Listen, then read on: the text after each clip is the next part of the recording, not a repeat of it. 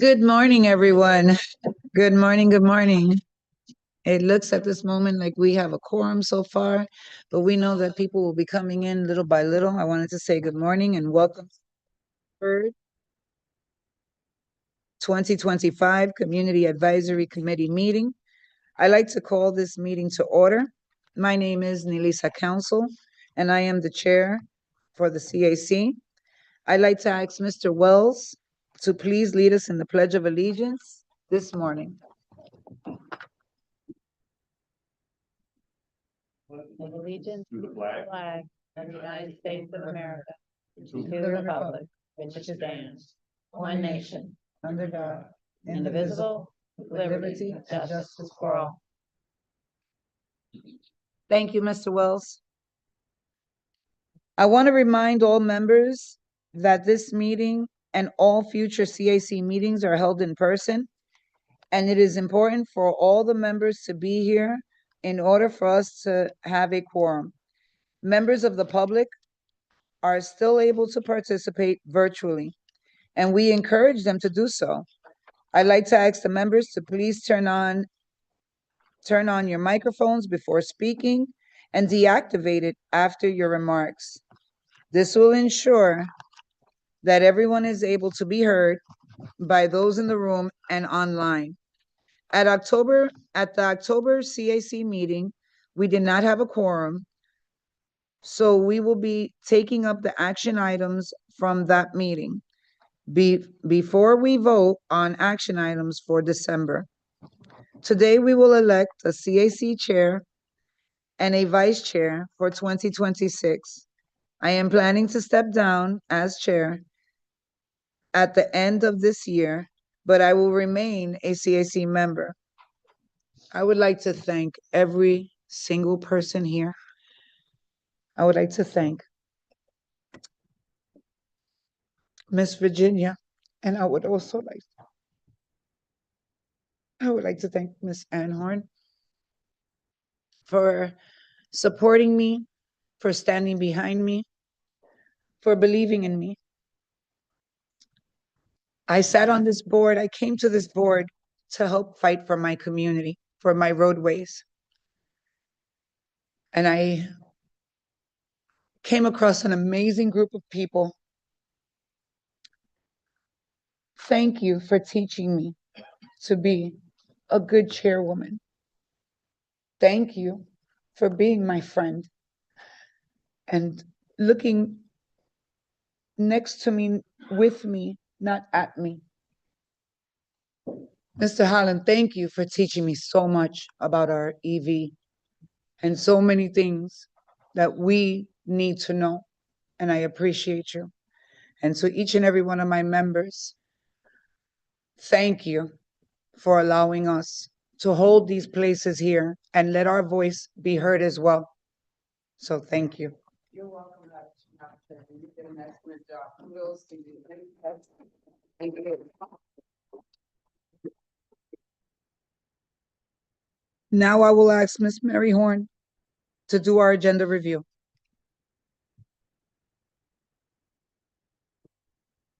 Thank you, Melissa, and thank you. Let me add my voice and say thank you for your service. You came in when we had a sudden change in leadership, and you jumped in and you were with us every day. You've been a great ambassador for us in the community, and I know you'll continue that. And it's been my pleasure to work with you. As for my announcements, I have very few.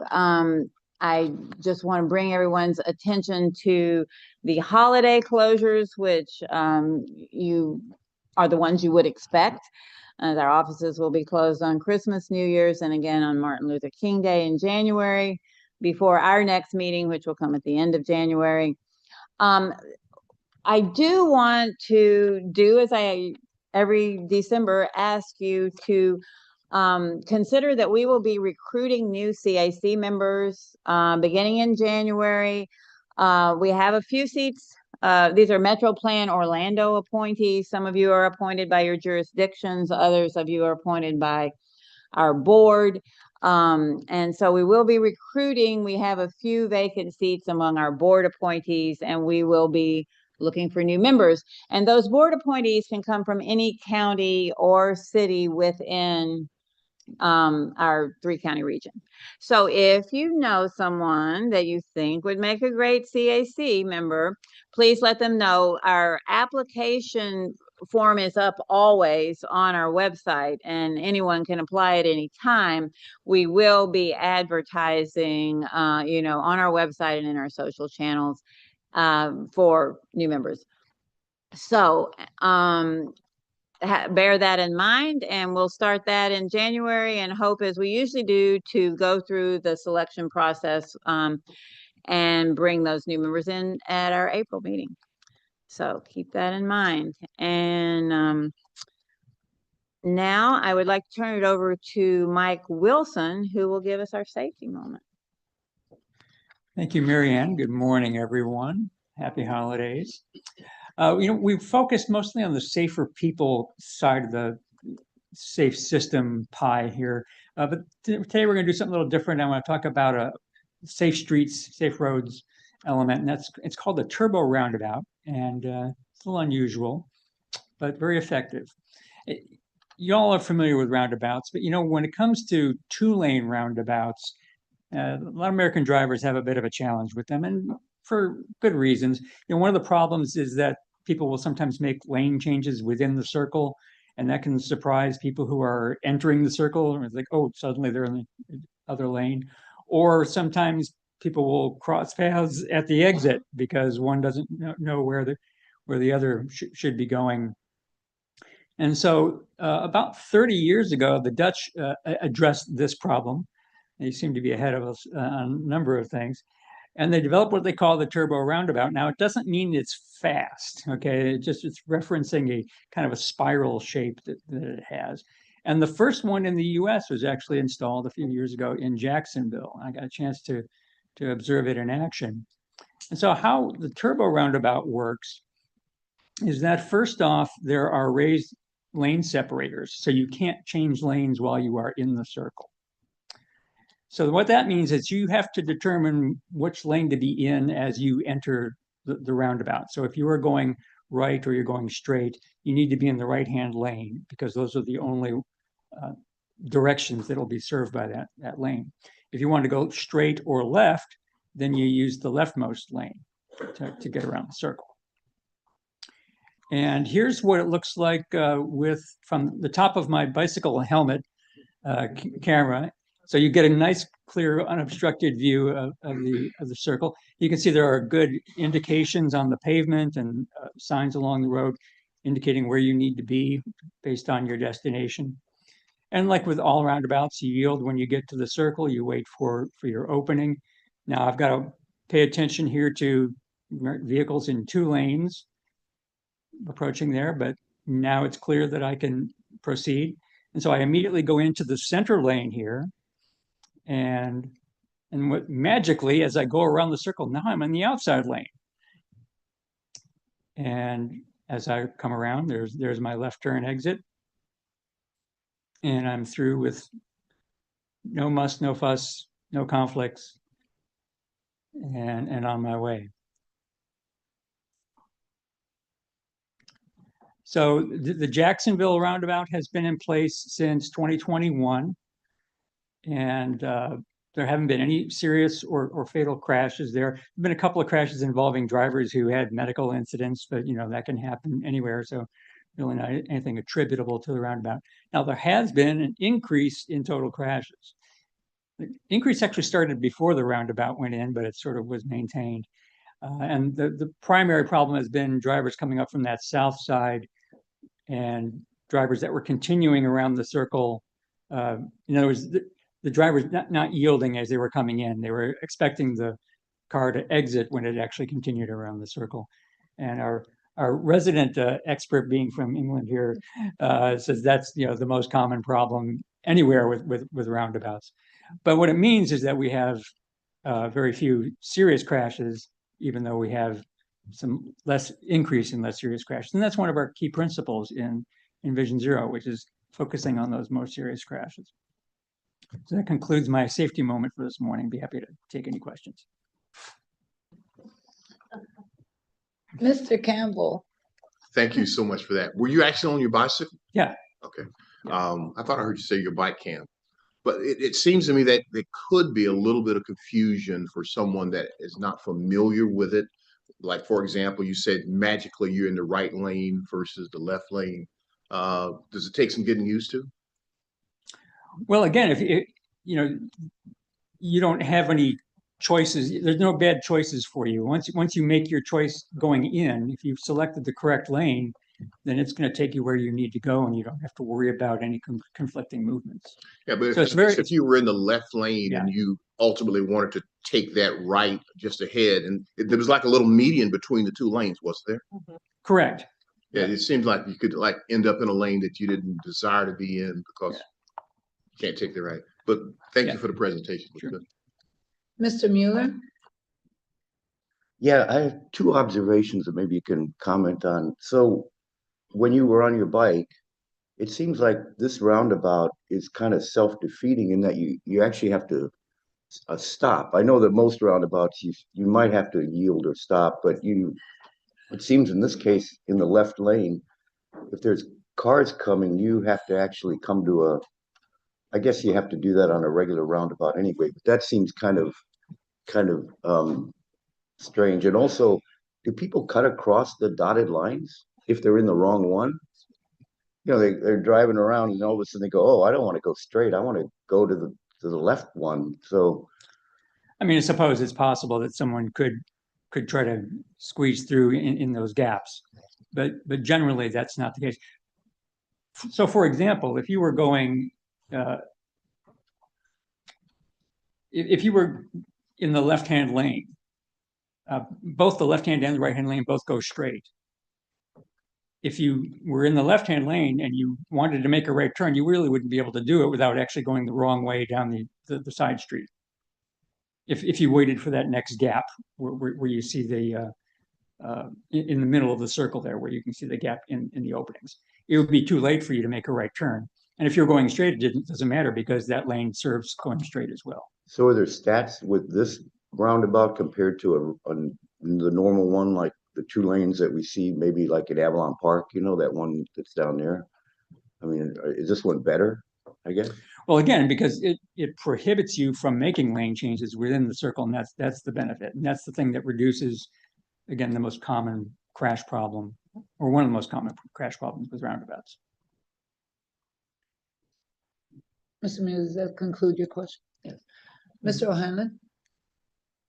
Real quick, having spent 2.5 weeks in Europe this summer, most places they've half done this.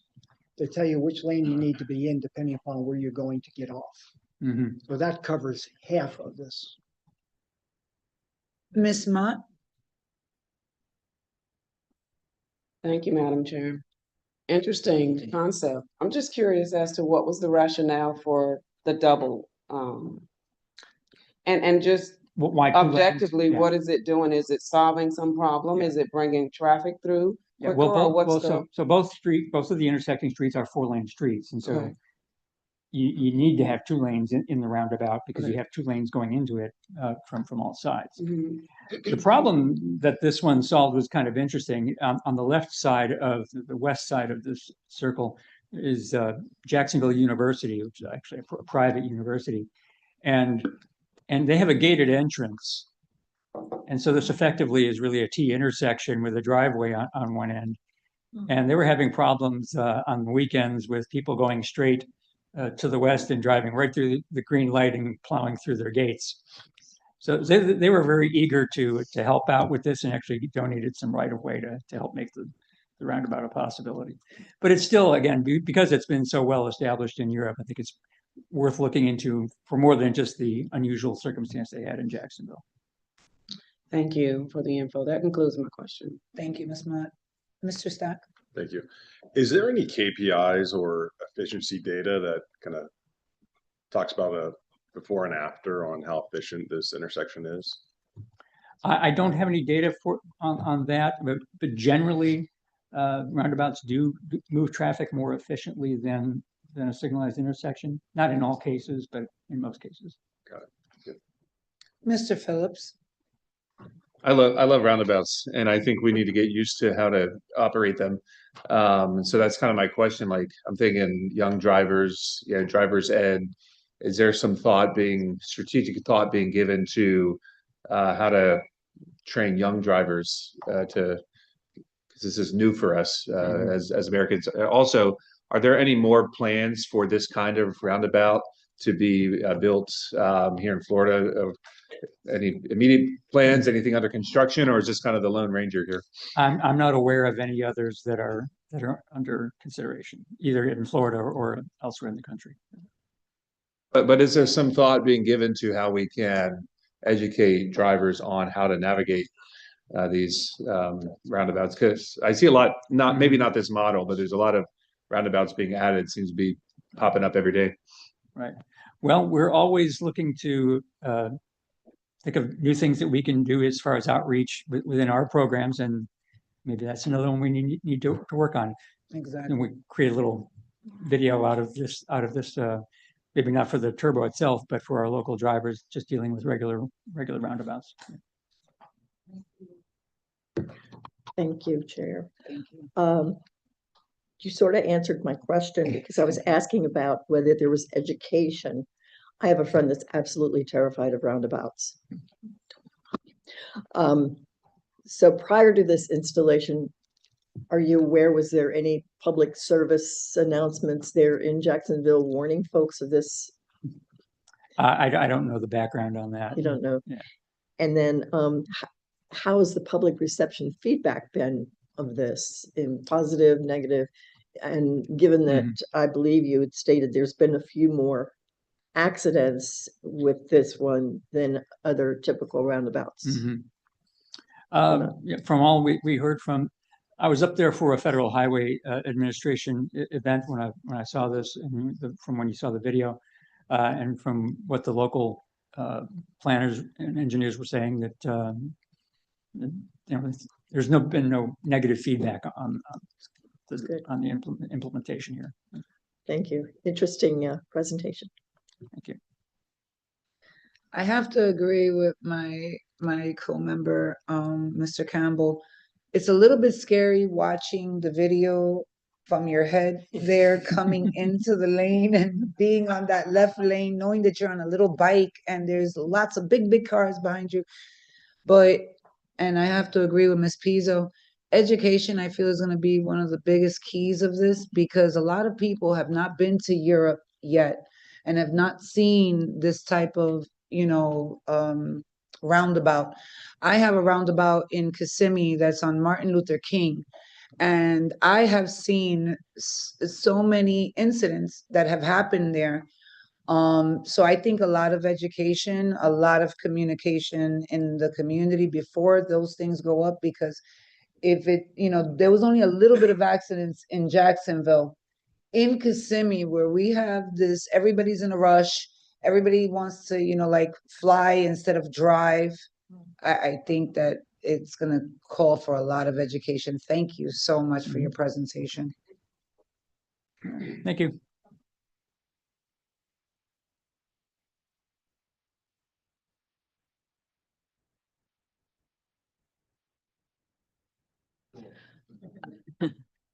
Thank you, Mike. I don't remember applause for a safety moment before. It's a new standard you've set. So we'll keep the momentum going by calling Mr. Jonathan Scarf from the Florida Department of Transportation to give us that report. Welcome, Mr. Scarf. Morning, Madam Chair, CAC members. So just to jump off Mike real quick, I know the education piece everybody wants to hear about. On CFL roads, there's a great video on how to execute a roundabout. I'm not familiar with the turbo. I have only been with the department for about 3 years, but that was new to me. So I'll get back and see if we have anything coming up. I've never seen plans for turbos in D5, but I'll keep you informed if there is one coming. So education piece, CFL roads. Also, a lot of times when we have the 2-lane roundabouts, currently I'm going through on my way to work. They just installed a roundabout that will eventually be a 2-lane, but they're starting it as a 1-lane. So that's kind of to get the public used to going in, navigating it, and then once they're ready, kind of used to that, then the 2nd lane is added and they finish the construction. So just a little bit more information on roundabouts. So for today, in your general information, you have your normal updates from our construction report within the area. I'm just going to call out a few projects that are upcoming and then some that have been completed. So first project is US 441 at Clarkona Ocoee Road. So this project just completed this one is upcoming. And this is the project is to reconstruct and upgrade existing traffic signals at the intersection. And then they're also going to be placing new signal poles, new signal heads with enhanced visibility for drivers, and new pedestrian signals. And the extension of the eastbound right turn lane on Clarkona Ocoee Road is also being installed to kind of alleviate the traffic that was building up on that right turn. That project is set to begin in January. Estimated completion will be summer of 26. Recently completed, this was a resurfacing project. You can see the limits there from Centaurus Boulevard to McCullough Road on State Road 434. And this was a pretty general resurfacing just to extend the life of the system. A couple reminders as we go into the holiday season. December is National Impaired Driver Prevention Month. Always encourage everyone. It's as everybody's out partying, having a good time with their family and friends. Make sure that you remain sober, call for a ride, plan ahead, and also encourage your family members and friends to do so. And then as I won't see you for another month, January is Florida Highway Patrol Move Over Month. I'm sure that you travel the roads very often like I do, and it can be difficult, but if you're unable to pull over and keep in mind, it's not just for law enforcement anymore. It's for any stalled vehicle, tow trucks, basically any disabled vehicle on the side of the road, you need to attempt to try to get over or at least move over or reduce your speed by 20 miles per hour. I always like to remind at the end, your source for information, CFL Roads. If you're looking specifically for I-4 Beyond the Ultimate projects, you have the I-4 Beyond site. And then your District 5 Office Safety website has a lot of great information that shows our engagement with the community as well. And a lot of those can be accessed through CFL Roads, but just to let you know that it's kind of your avenue to information. And one thing I'd like to add is there's always a lot of Sunrail discussion, or there's a lot of interest from this committee, and there will be a Sunrail Central Florida Commuter Rail Commission work session taking place on December 4th this week. And that's at you can join virtually. It starts at 1:30. And if you'd like to attend that meeting virtually, you can go to corporate.sunrail.com. Just because this committee usually asks about that. So I figured if you want to hear the information directly from the source, you can attend that virtually. And Madam Chair, any comments or questions? That concludes my comments for this morning. Yes. Ms. Bangalore? Yeah, Thank you. sorry. Yeah, it's probably hard to see. Thank I have you. but I don't know if this is the proper place. There's a construction project with the on-ramp of 417 at Aloma. Is that something that you guys do? Is it I don't have the construction report memorized off the top of my head, but 417 in Aloma? Yeah. Okay, what's there's the on-ramp going north on 417. They're redoing that at the Aloma 417 connection, which is where I live. And I know two people. So if you're going on Aloma, I guess you'd be going east. That would be a turnpike project. I was just confirming that's with not PIO. Yeah, it's a when you said 417, it got me thinking it is turnpike. Okay. Yeah. So if there's an issue there, who do we contact? You can look up the turnpike. I know there's also a liaison that attends most of the other committees that I can reach out to him. Oh, is it? Oh, Lauren, right here is your turnpike liaison. I did Maybe not I see can him behind me. I'm sorry. Get with him after that. Yeah. Okay. He'll be your source for turnpike projects. Okay. Thank you, Ms. Bangalore. Mr. O'Hanlon. I've mentioned this before, but this time it's personal. I want to thank you and FDOT for doing such a phenomenal job of keeping all of our major highways in great shape. I was on a city road back when we had all of those rains. There was a pothole so big it swallowed the front of my car and damaged the front of my car. It cost me over $800 to get it fixed. By you guys doing such a great job, keeping all of our roads in great condition, your cars don't get destroyed and you have to spend hundreds, if not thousands of dollars to maintain your cars. So while some people say, why are you spending money on these resurfacings? That's your answer. You're saving all of us a boatload of money, not having to do front end alignments and replacements of half the parts in front of your car. Thank you. No, thank you, sir. And that ties directly into maintaining the system and our resurfacing and the funds that go towards that in our work program. Thank you.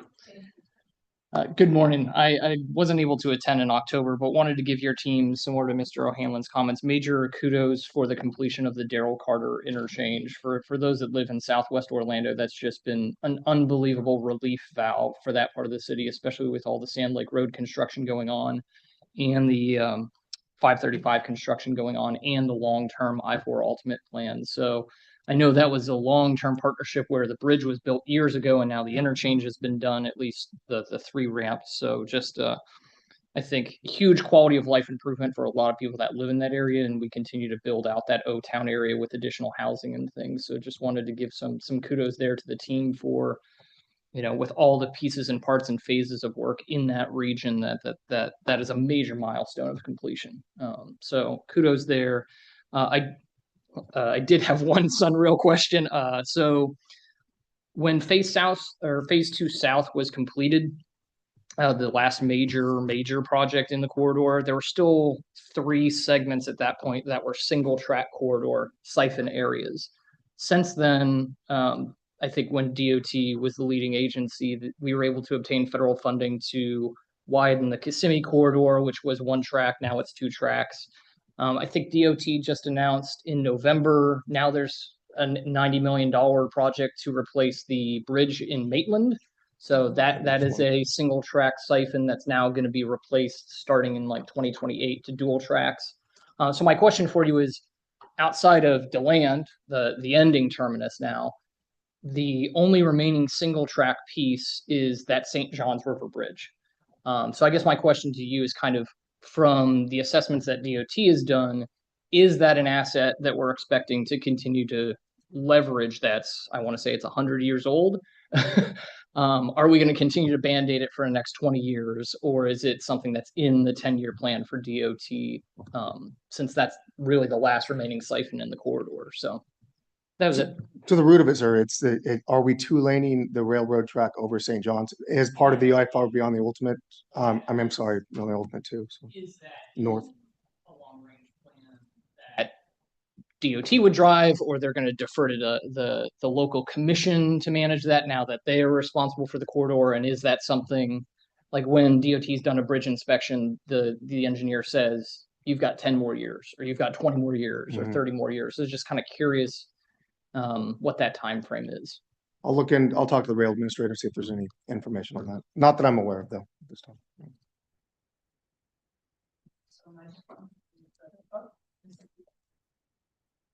Thank you so much, Madam Chair. And thank you again for, yes. And thank you so much for your work again. Speaking on the topic of long-term plans, I think you guys are doing a great job on 50 West Colonial Drive, that entire stretch going past the fairgrounds, which is kind of my area where I reside. I wanted to ask, in the future, could we potentially see something similar done on Hiwassee Road? That Hiwassee piece between 448 and or 438 and West Colonial. So on West Colonial, more of the west of State Road 50 is what you're asking, as it kind of goes through Oakland, Yes. like in that area. I can let you know that there is currently ongoing a traffic analysis study being done in that western section of 50. There's nothing to provide at this time. I check in on it because one of the members of the MAC is very interested in that same area from Oakland. And so that's something that I'm tracking. And I could, whenever I have additional information, I can make sure that you receive the study information. Thank you so much. I actually live on Hiwassee. So I live on that residential piece between 50 and going up towards Silver Star. Okay. So a conversation that we've been having in the community is that Hiwassee is unique because it's so much residential, and then Hiwassee has kind of grown into sort of like a major roadway where it's not really a 5-lane highway, because that turning lane that's in the middle people get impatient and then that becomes a lane of traffic where it really shouldn't be. So I guess the community conversation that we're having is that you could really fix that in a lot of the similar ways that you guys have done on 50, where reinforce the medians, et cetera, et cetera, et cetera. Okay. So, thank you so much. Yeah, that's where we're at right now, this study. Thank you, ma'am. Ask Ms. Rachel Frederick to call the roll. Thank you, Madam Chair. And if I can ask members to please remember to use your microphone and then turn off once you have responded. Ashton, Present. Bankalari, Present. Campbell, Present. Coleman, Present. Thank you. Council, Present. Fortune, Present. Pravola, Present. Grillo, Present. Grillo, Present. thank you. Gus, Mott, Present. Mueller. Thank you. O'Hanlon, Present. Phillips, I'm here. Pigram, Present. Pizzo, Present. Rum, Salas, Here. Stack, Present. Webster, Present. Wells, Present. West. Present. Did I get everybody? I think so. Thank you, Madam Chair. That concludes the roll call. We do have a quorum.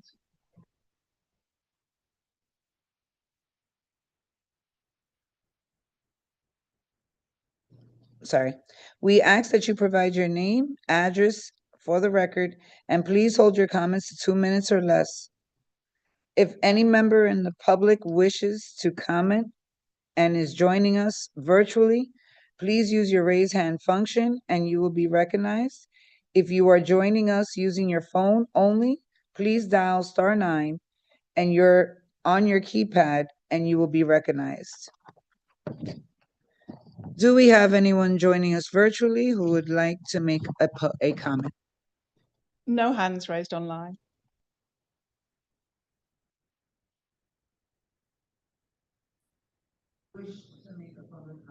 No comments received.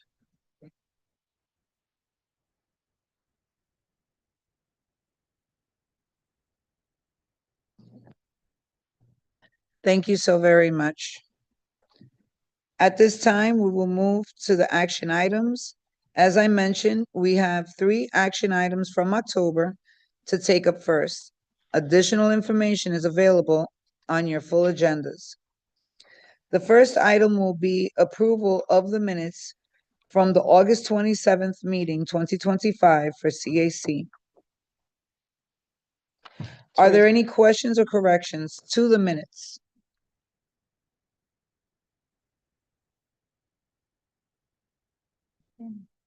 Okay. Teresa Mott, Madam Chair, I move to approve the minutes from August 27, 2025. Thank you, Ms. Mott. Do I have a second? Jeffrey Campbell, second. Thank you so much. We have a motion and a second. Is there any discussion? This is a voice vote. All in favor, say A. Aye. Aye. Are there any opposed?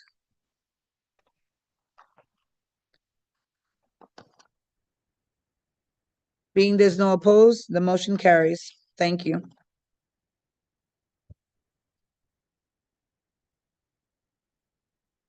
Our next item concerns amendments to the Transportation Improvement Program. These were approved on November 12th, Metro Plan Orlando Board meeting. We will now vote to ratify these items. Mr. Alex Trigger is here to answer any questions. If there are no questions, is there a motion to ratify this board's actions? Move approval. Is there a second? Jay Fortune, second. We have a motion and a second. Is there any discussion? Mr. Coleman. Mr. Alex, how you doing, sir?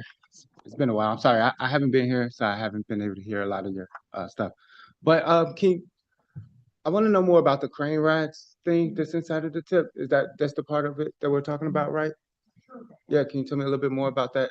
If any of that reaches into Osceola, something No, like that. crane rides. So that particular line item, as part of the TIP amendment that was approved by our board last month, is for a state legislative appropriation that's going directly to the city of Altamont Springs to continue and expand the operations of crane rides. That's an autonomous vehicle using a beep vehicle that offers circulation service in the Altamont Springs area. Currently, they have a route going to like the Altamont Mall, Crane's Roost area. That's where it gets its name, Crane Rides. But they're looking to expand that operation to areas around the Sunrail station, around County Road 427. So again, that's extra state money, not federal funds, but state direct appropriation from the legislature going directly to the city of Altamont Springs to expand that service. Thank you. Thank you, Mr. Coleman. Is there any more discussion? Being that there's a first and a second, this is a voice vote. All in favor say aye. Aye. Aye. Aye. Are there any opposed? If no one opposes, the vote carries. Thank you. Our final item concerns approval of the next year's Metro Plan Orlando's meeting schedule. The Metro Plan Orlando Board has approved this item at its November 12th meeting. We will now vote to ratify the calendar action. Ms. Mary Horn is here to answer any questions. Move approval. Thank you, Mr. O'Hanlon. Do I have a second? Second. Thank you, Mr. Campbell.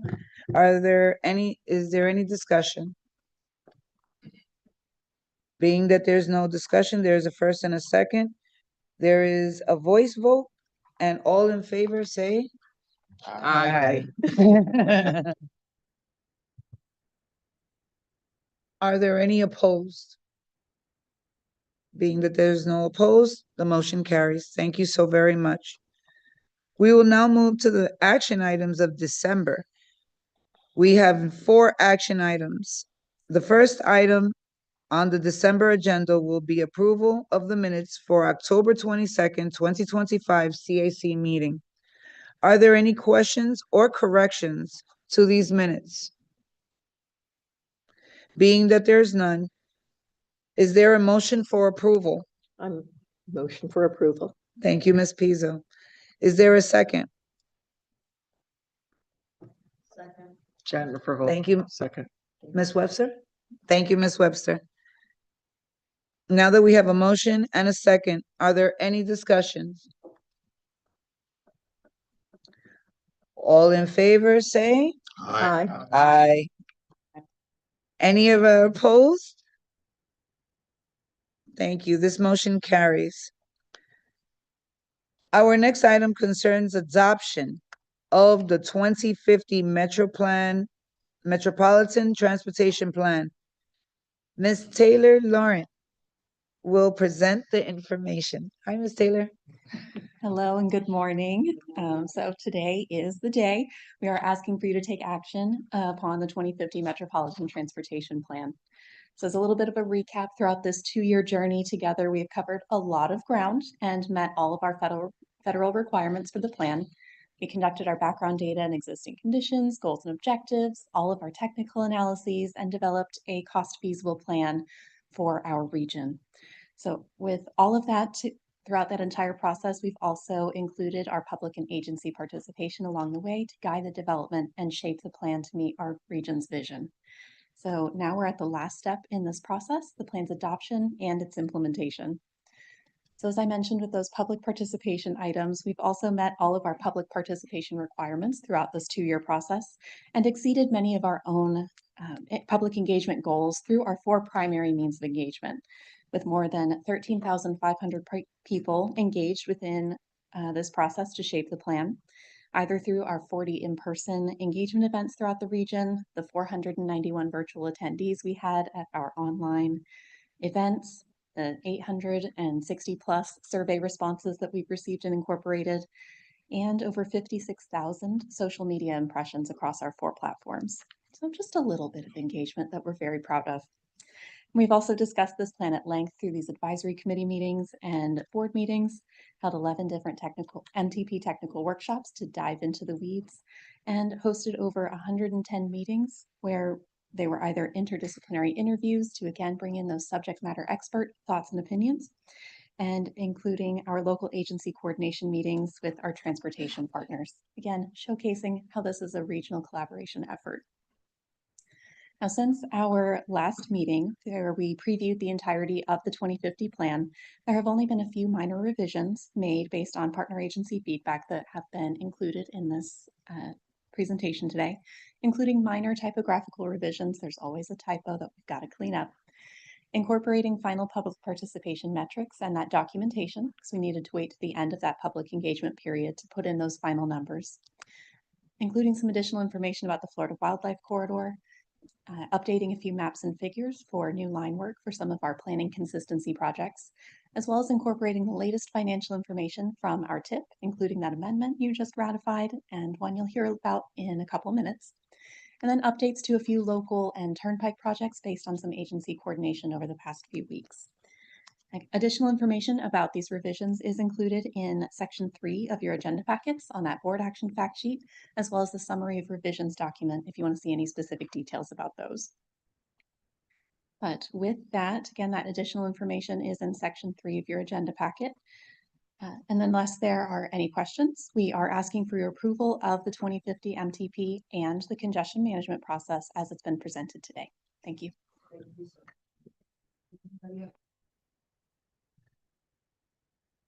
Don't even know where to start with this. Because things around us are changing so fast that virtually no one knows what's happening. I've told you before, I've got privileged information, and I will make sure I am also under an NDA, so I can't discuss everything, but I'll tell you what I can tell you. One, I've got the latest software on my car. That's not the important part. The important part is AI is going like this so fast that when it used to take weeks for updates, then it would take a week for an update, and now it takes days for an update. And you just cannot believe how much, first of all, the car is totally self-driving. They're not even working on driving anymore. They're working on thinking ahead of the driving, so that you're looking at something, you may change your mind about what you're doing because of what you see in front of you. Even though the car could just continue to drive straight, it now knows how to circumvent all of these problems that are in front of you that you may not even know are in front of you. It's going so fast. So I'm going to throw a few other things in here. I don't know how I missed this, but you guys all know I've got 50 Tesla semi-trucks on order. And I told you, I'm at the front of the curve. I didn't realize we are purchase order number 1. Okay? So what really is troubling to me is there's no mega chargers in Florida. They're in California. Our trucks are going to start in California. And I'm all about our local community and making things better for all of us. Well, I can't even bring my trucks here because there's no chargers here. Now, I do have the schedule. They are coming here. And I'd like to be first, but I can't. So where I'm going with this is Elon, this past week, for the first time in over a year, has says the robo buses are well into design. Okay, and these are, it's either 12 or 14 to 22 passenger, driverless, fully autonomous buses. All you need to do is just tell them what the route is. There are no drivers. There is no maintenance. The costs are just unbelievably low, okay? I'd like Central Florida to be purchase order number 1. The biggest part of the problematic piece is almost nobody here even knows these things are coming. Somebody needs to contact Tesla and say, hey, we'd like to have these first. So this whole plan says none of this stuff even exists, okay? And to not force a roll call vote, I'll vote for this. But this is not what's going to happen. This stuff is happening so fast and we're doing almost nothing about it. Very troubling to me. And unfortunately, I'm stuck in the middle of it because it's happening real time to me, but it's not happening to anybody else here. So that's about as much as I'm allowed to say. Thank you. Thank you, Mr. O'Hanlon. Mr. Coleman? Yes, thank you. Hello, ma'am. Excuse me. Cost feasible, right? I think that's the term used. That means that the projects have funded. We know where the money comes from and stuff like that. Correct. It means that based on the estimated revenues through 2050, we anticipate those projects to be within the budget available. So So what there's- about the non-cost feasible projects? Were there any projects left on the table? And where can I Unfortunately, find yes. that? Yes, those projects are also listed as unfunded needs within that same plan, so still in Chapter 19. So they can be included, documented for our region, and if additional funds are found for our region, then we can move down and fund additional projects. Otherwise, they're also listed for that planning consistency process, and that allows our local partners and other agencies to be able to pursue other funding sources, such as federal discretionary grants, to potentially fund those projects and move them forward. Thank you. You say chapter 19, Yeah. right? Mhm. Thank you. Yes, Ms. Christine. Thank you, Madam Chair.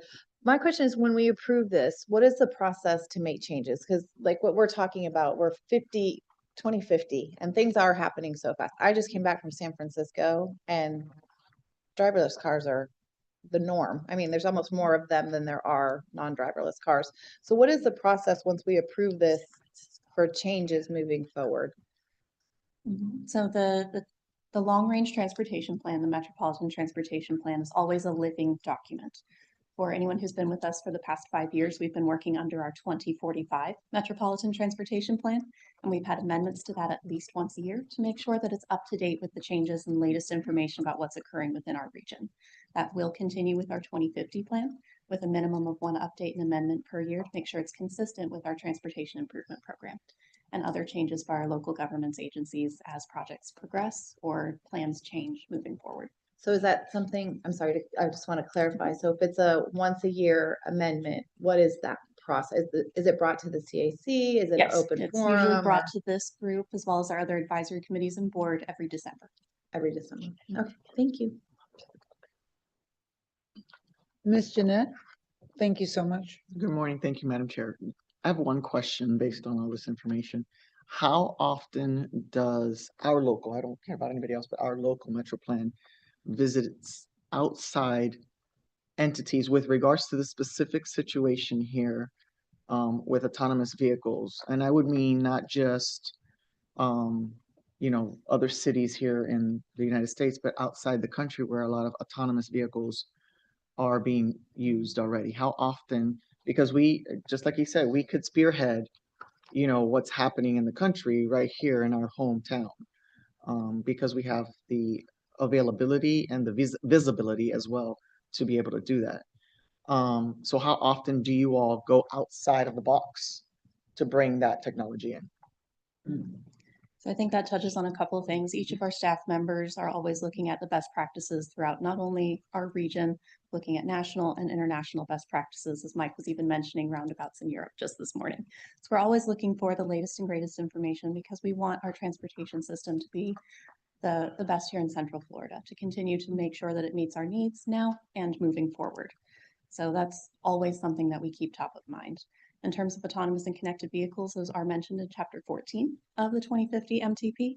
But again, as things change, as new initiatives are taken forward, if the Central Florida Regional Transportation Authority, so LINCS, makes any changes about the types of capital vehicles that they'll be purchasing, if those move from driver operated to driverless, then that's something we can also make changes to through our amendment process once a year to incorporate those revisions and the changes in our direction to accomplish our regional vision. And then a second question to that, now that that's cleared, what challenges do you have at the state level? Obviously, the federal level works with an enormous amount of other transportation boards, but at the state level, what are the challenges when it comes to that? I think that would be a question for FDOT, but our Metropolitan Transportation Plan purely focuses on those federal funds. And the state funds that are included are for informational purposes. Okay. I'm just trying to see how they merge together, where the state stands in trying to operate those types of vehicles within our state, since we're obviously growing very fast and everybody wants the best and greatest. I think we can follow up after the meeting on that. Okay.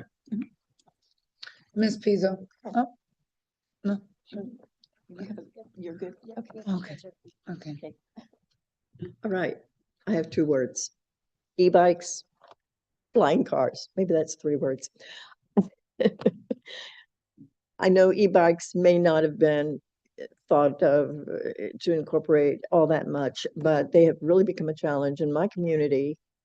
Our HOA, we're having to deal with these little demons on bikes that are seriously running the pedestrians off the sidewalk. It's kind of scary.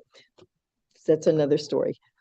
But I was talking earlier with Mr. O'Hanlon. There was an article in our local paper from November 6th and updated November 7th to do with flying cars by the end of 2026.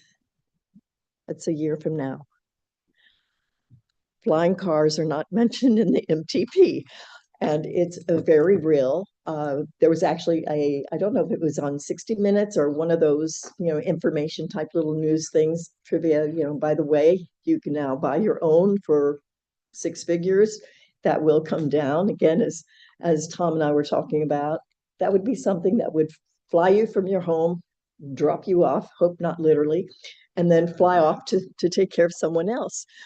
So these are very real, and we're again, and I'm sorry, you do such great presentation and you put so much work into it, but these things keep creeping in on us and it's very real. And I don't know how you keep up with it. It's, again, we're always trying to do the best that we can. The mentions of those flying vehicles, the AAVs, can't remember what that translates to at the exact moment. Those are actually included in chapter 3, our existing conditions chapter. So that is included there. Briefly mentioned in those future technologies because we know it will evolve and change, but it's already in existing conditions. Ms. Taylor, thank you. Thank you, thank you, thank you for all of your presentations throughout the whole year. You present so beautifully. And I look at you each time and as you're saying, and you're so engaged with everybody and you're so knowledgeable. Thank you. What I would like at some point, if a wish can come true, I would like for there to be a presentation of EV mobile, so maybe hands-on, like the same way we went into the streets where we saw the deacons and the street corners that needed the lights and we crossed those streets and everybody was terrified crossing the streets. Maybe we need to see one of these cars and go in and touch and see it driving along a parking lot. When we went to the airport and we saw the bright line come in, it was a different feel for us to be there, see, touch.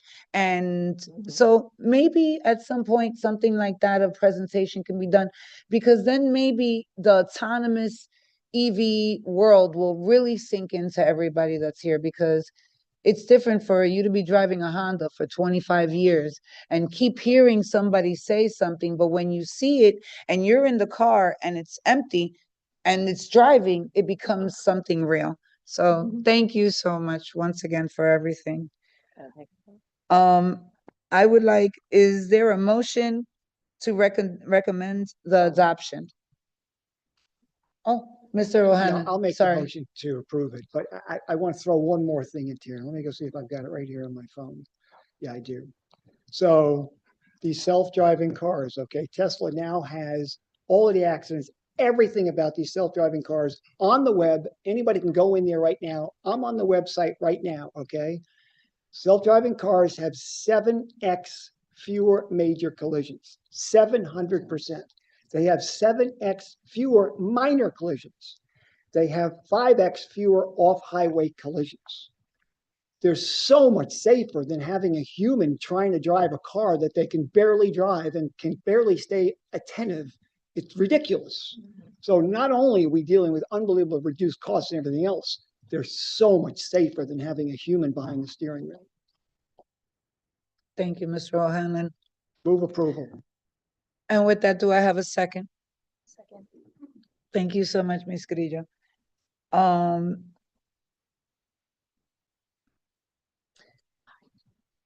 is there any discussion? This is a voice vote. All in favor? Oh, there we go, Miss Christine. I'm sorry, I seem to talk a lot today. No, it's okay, thank you. I've experienced a lot of the driverless things in Miami and San Francisco and all these different places. Can we, with the discussion, move to approve it with a request from the board that we would like to address some of these, like you said, I think one of the last meetings I was at, one of the things that this group said as a whole is we didn't know that we were making an impact at a higher level. So how could we pass this with notation that this committee would like to have more say or more information or a way to influence like some of these questions that we're getting at in a better capacity? I can address that, Ms. Bankalari.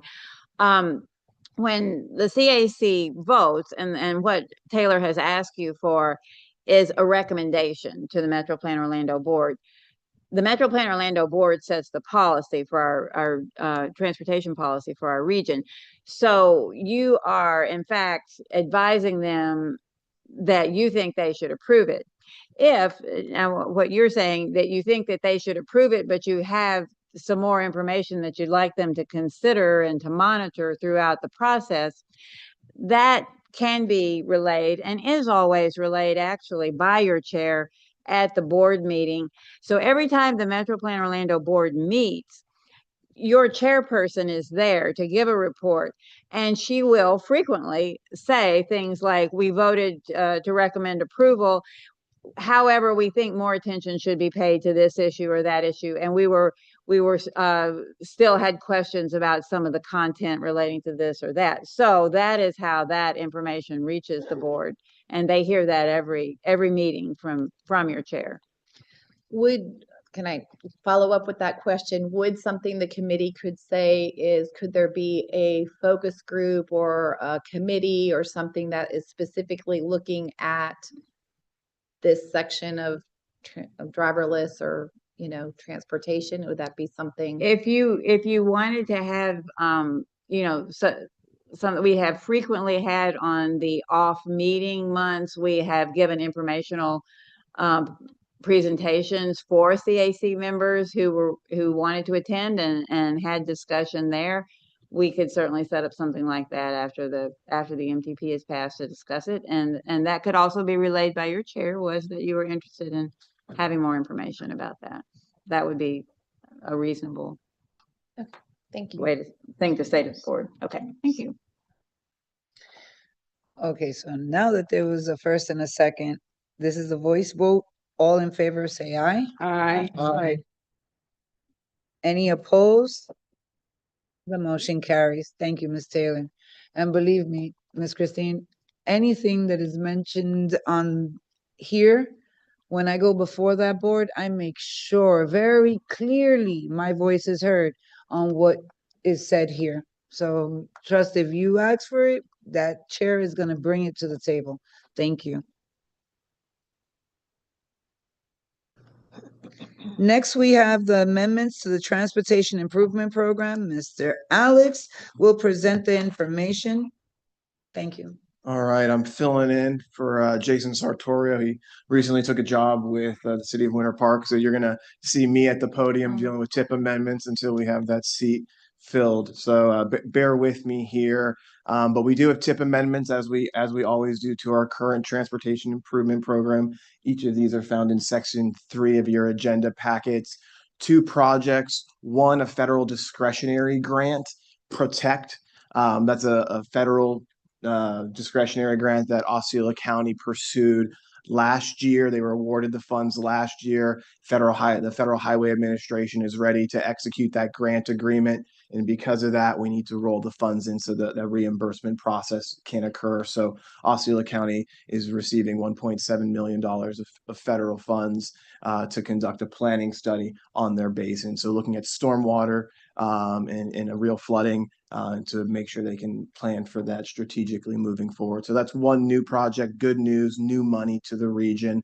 The second is a change to an existing project. This is a turnpike project. So if you have any tough questions, I'm going to lean on Lauren in the audience. But this is a project that received the governor's initiative, the Moving Florida Forward. If you remember that, these are special state funds that came out of the general hopper, but some cost increase on the Point Siena Connector project. And that is a project that goes from like 532 Polk Osceola County line over to I-4. Really important project for Point Siena, but also for other areas in Osceola County. So really important project, receiving additional state funds, so not impacting any of our other projects. These are special monies based on the governor's initiative. So adding funds to that project, it's in current year, so we can keep moving forward. So with that, we are requesting approval of both the discretionary grant as well as adding funds to the Turnpike project. I'll answer any questions you may have. If not, we are requesting your Move action approval. today. Thank you, sir. Teresa Mott, Madam Chair, second. Thank you so much. Is there any questions for Mr. Alex? Being that there's none, there's a first and a second. This is, Ms. Jeanette. I just have a question. Absolutely. Actually, it's a statement more than anything. In the future, is there any way, a lot of these funds, since we're constantly going in and out of different committee members, some know and some don't know of past things that are on board, rather than just right of way, is there some way or somehow we can find a little bit more about these fundings, since there's so many of us coming in and out? At least just to kind of have a heads up, hey, this is what they're actually doing. You know, they're putting whatever it is on the road, or they're doing just a little more than just right of way. They're acquiring land, they're purchasing land from a private stakeholder. So anytime you see right of way in any of our documents, it's a real estate acquisition that's occurring. Construction's the actual building of the project. Planning is planning, of course.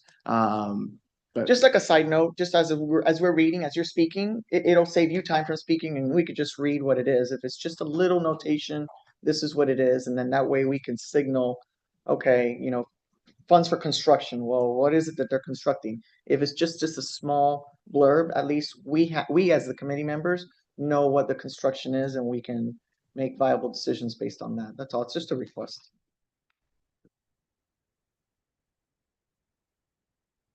Thank you, my lady. The Protect Grant, Mr. Ellis, can you tell me a little bit more about the Protect Grant? Like, is it for like floods, to do research into the streets that floods? Which parts of the region of Osceola is going to be covered in this study?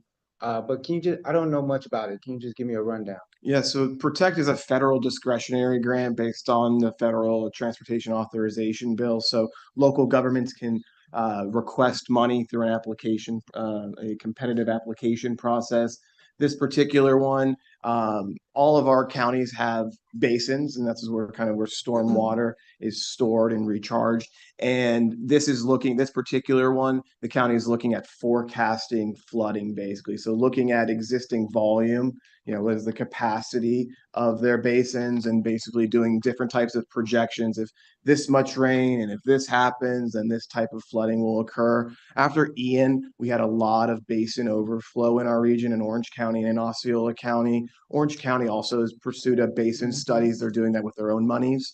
And Seminole County has done it as well, but Osceola County is doing the same with those federal funds. So it's about forecasting and projecting rainfall to understand flooding. And I don't want to call it predictive, but it's a way of better understanding if certain weather events occur, what is that, you know, flooding impact.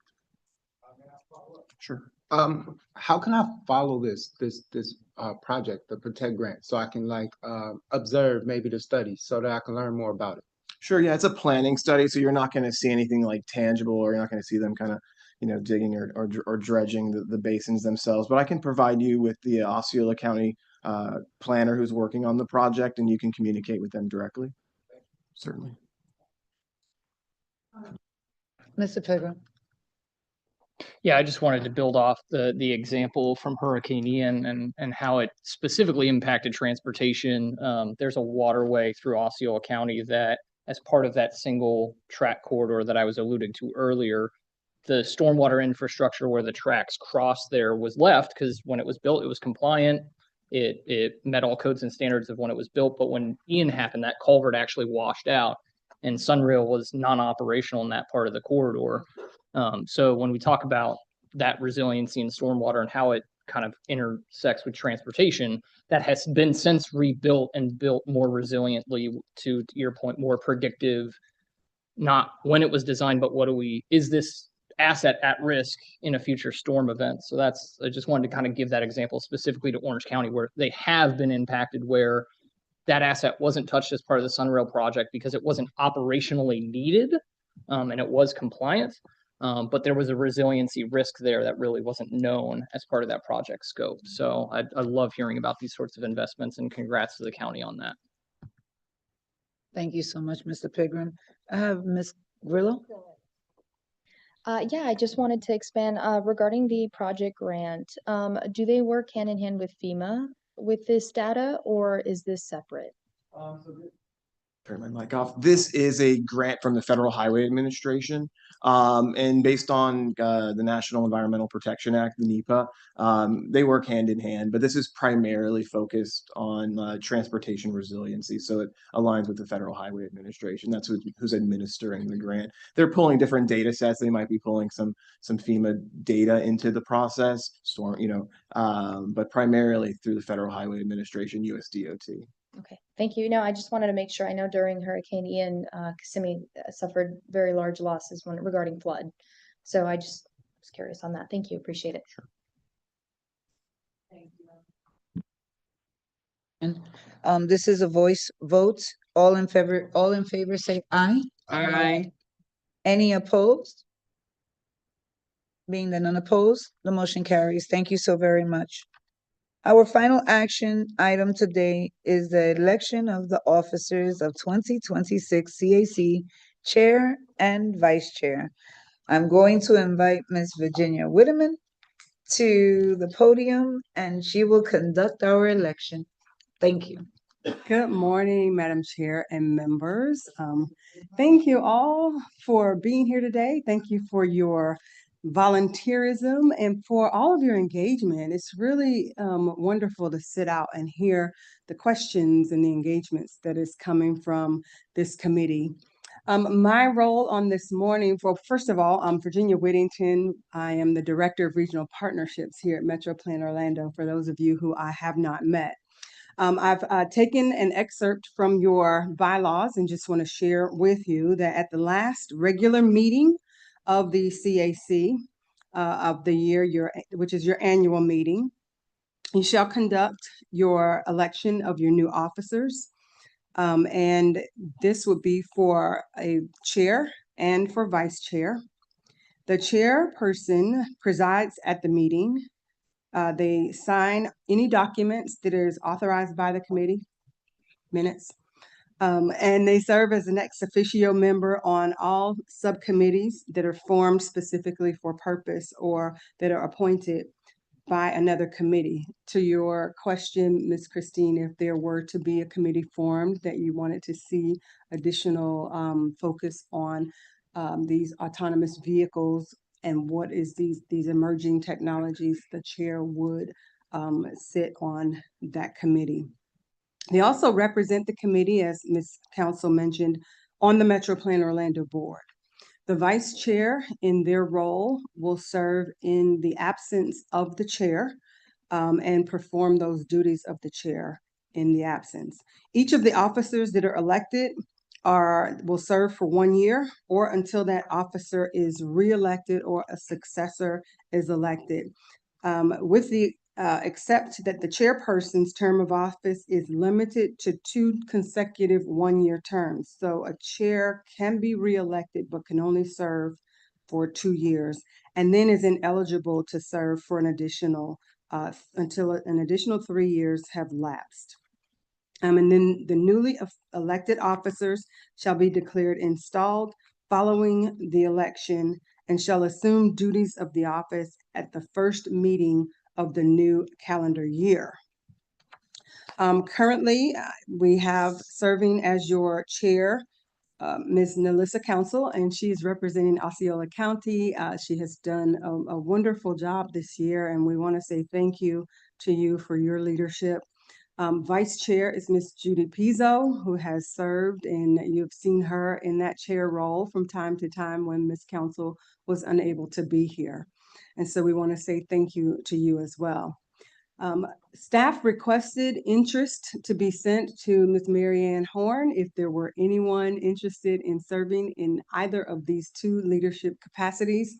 And it's my understanding that we received one person who expressed interest in serving as chair, and that person is Ms. Judy Pizzo. With your knowledge, we do accept nominations from the floor as we go into this process. And so I just want to pause momentarily just to ask if we have any questions before we get this process underway. All right, Madam Chair, I don't see any questions. And I will, at this time, I will now open the floor for nomination for the office of chairperson. Are there any nominations? You may nominate yourself or someone else. Any nominations? Mr. We have a nomination of Ms. Pizzo. Are there any other nominations? Is there a motion to move the nomination cease? Yes. Is there a second?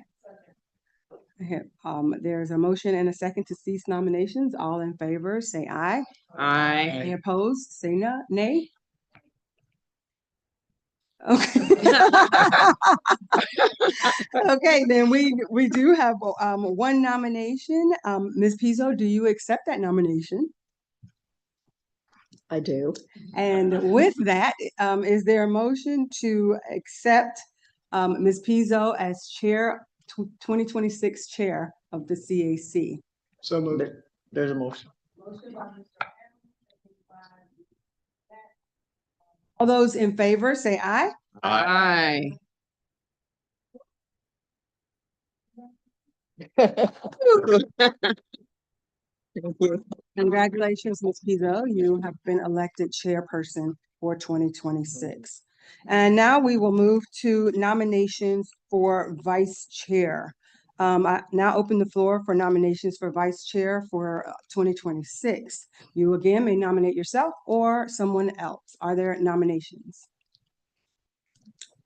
Mr. O'Hanlon?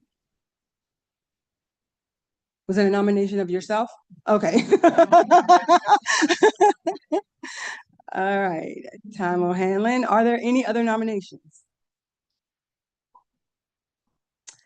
Seeing none, is there a motion to, oh, Ms. Whittington, if I may, I believe the bylaws state that the chair and vice chair may not be from the same county.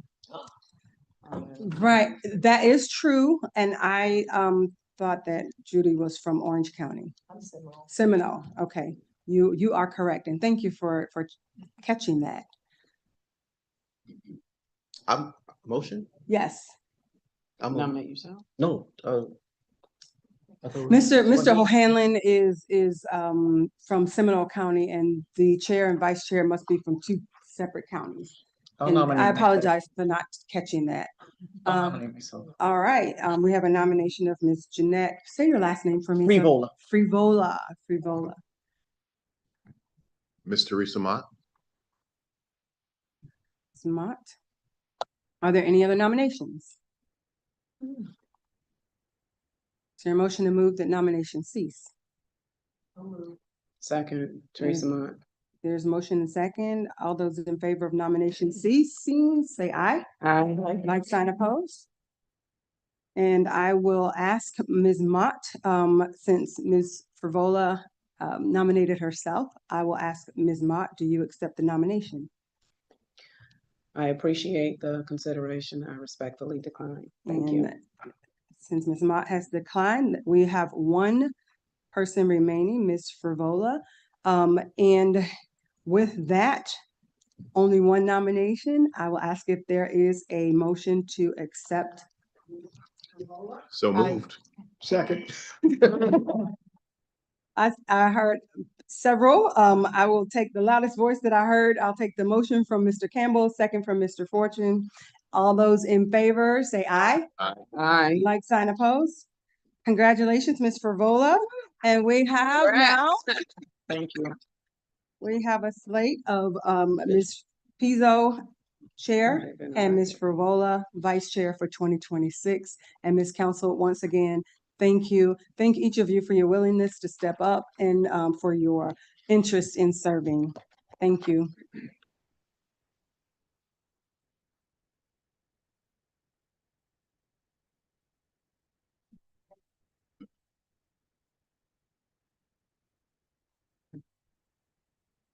Thank you, Mr. Hill. We will now move to the presentations.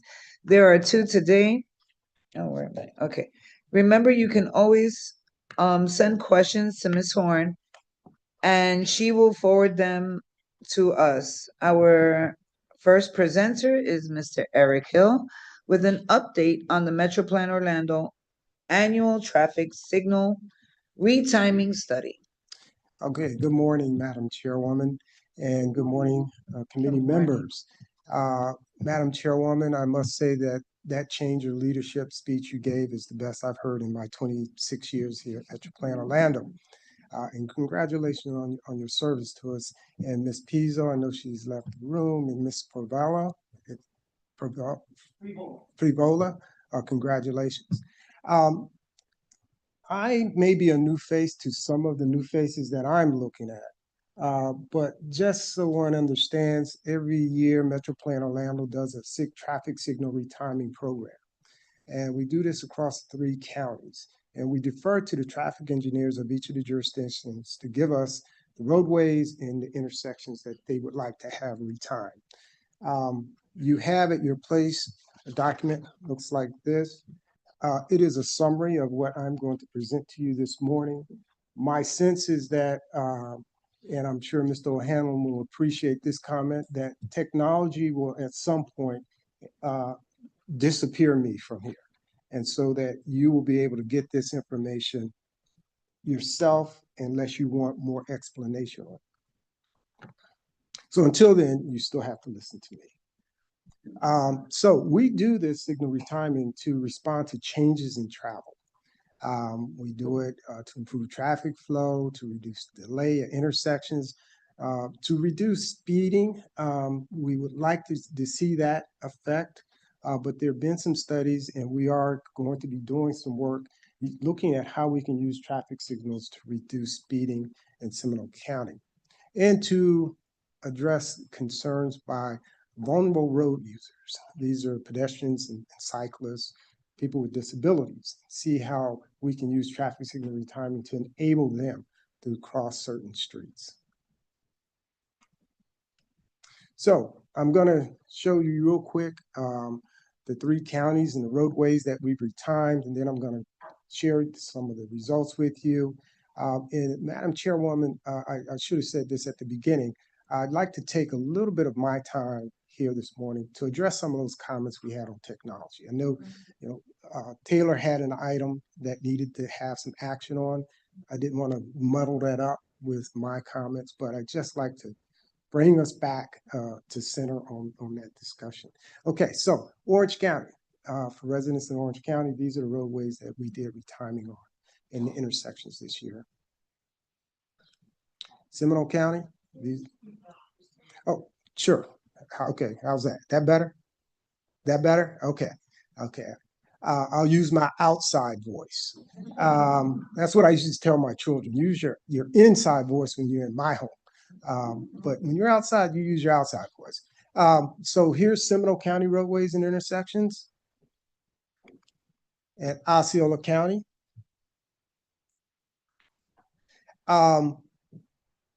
We've been doing this for over a decade now.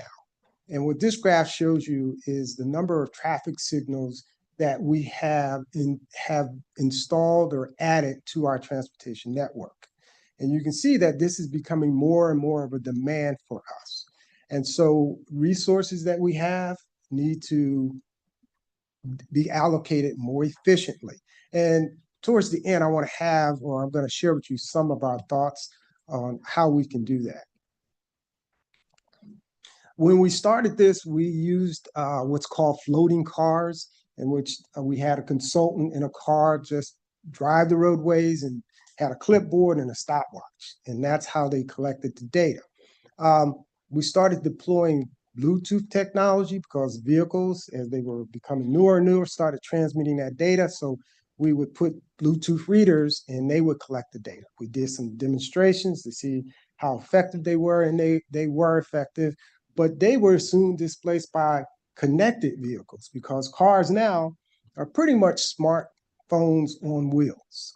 And so they are transmitting information and we are receiving information through our infrastructure, which gets to how we are evolving our technology within transportation. So we did some demonstrations, proved that that works. So now that's what we're doing.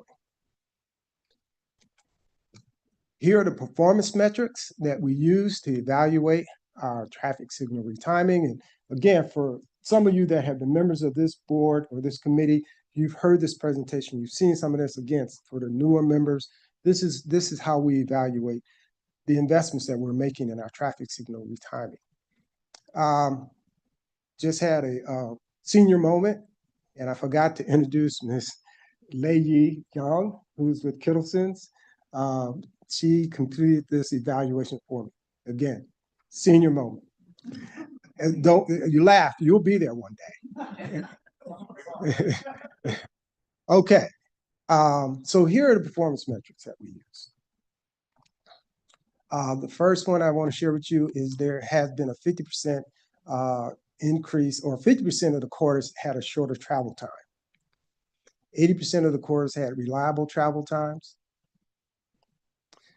We increased vehicle emissions, or there was an increase in vehicles emission of 59 tons. We had increase in fuel consumption. 25% of the individual intersections had less intersection delay. 6% of the intersections had less pedestrian delay during the peak period. 85% of the quarters now have motorists stopping fewer times. And now, what we've been using as a feature of this work is the benefit cost. What do we invest and what kind of return do we get? Now, as I said, we've been doing this for over a decade. And when we first started, I think the BC ratio was like 40%, 40 to 1. Huge. And a lot of that was because we hadn't did this before. So once we started doing it, we started to understand the benefits of it. That has changed over the years. There's a lot of reasons why. Pandemic, Sunrail, because it changed the direction that people were driving. People before Sunrail were going north and south. Sunrail stations caused people to go east-west. So that changed as well. So there's reasons for this. And right now, we have a negative benefit cost ratio. Now, it's very small, but it points to some things that we need to do in terms of evolving this program. This is what I was just speaking about. This is how it has changed over the years. Again, and there are some reasons why. For example, in 2022, we had a -6% or -6 BC ratio. A lot of that was due to the fact that we retimed roads that had schools on them. And, I will debate you if you want to increase speeds on roads that have schools on them. But that was one of the contributing factors. But what I want to, again, towards the end here, I'll talk a little bit about how we want to address that concern about having a negative BC ratio. Part of that is, let's not put so much emphasis on this particular measurement. Let's look at something else. So it is a balancing act. These are all the KPIs, as was noted earlier. And we want to try and balance or try and achieve or improve many of these metrics as best as possible. It's not always possible, but we try and do our best. Now, winning can mask a lot of underlying issues. And I think that's what we're starting to understand now. One of them is we've already retimed our traffic signals the best we can. A lot of these roadways are oversaturated. They're constrained. We can't do much in those corridors, besides either putting a deck on top or going underground. And I don't think either of those are feasible options. So perhaps these signals have timed themselves out. The implementation plans, the timing of when we implement these new timing plans can also have an impact. Does it reflect when school is in or when school is out? Because that changes a lot. So doing a better job of timing of implementing these plans is another area that we can address. Cross coordination. We have 4 vendors that do this retiming. So we spread the work out.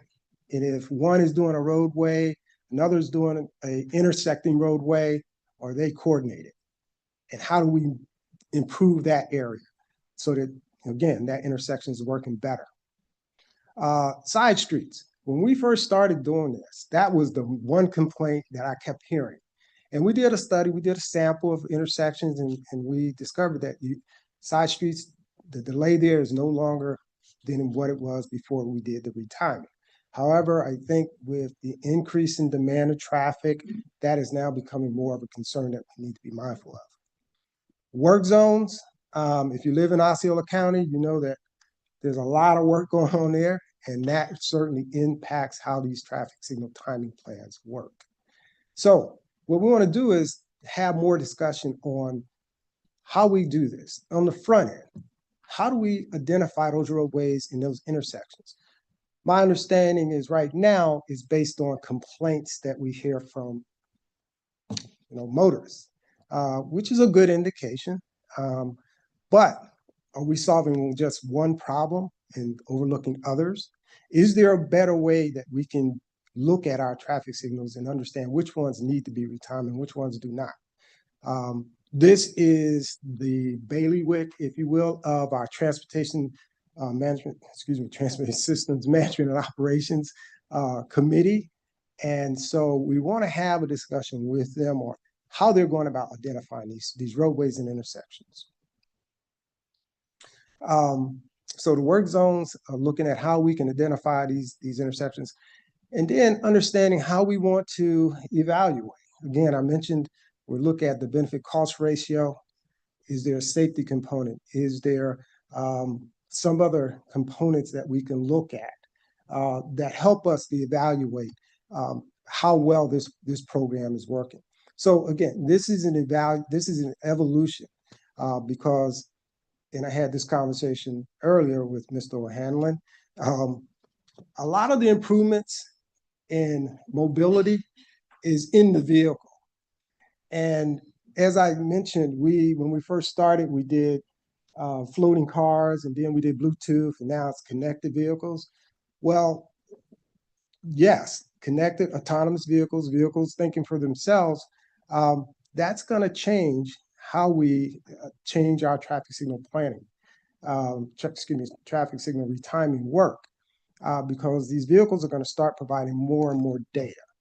They're going to start helping us do a better job at retiming our traffic signals.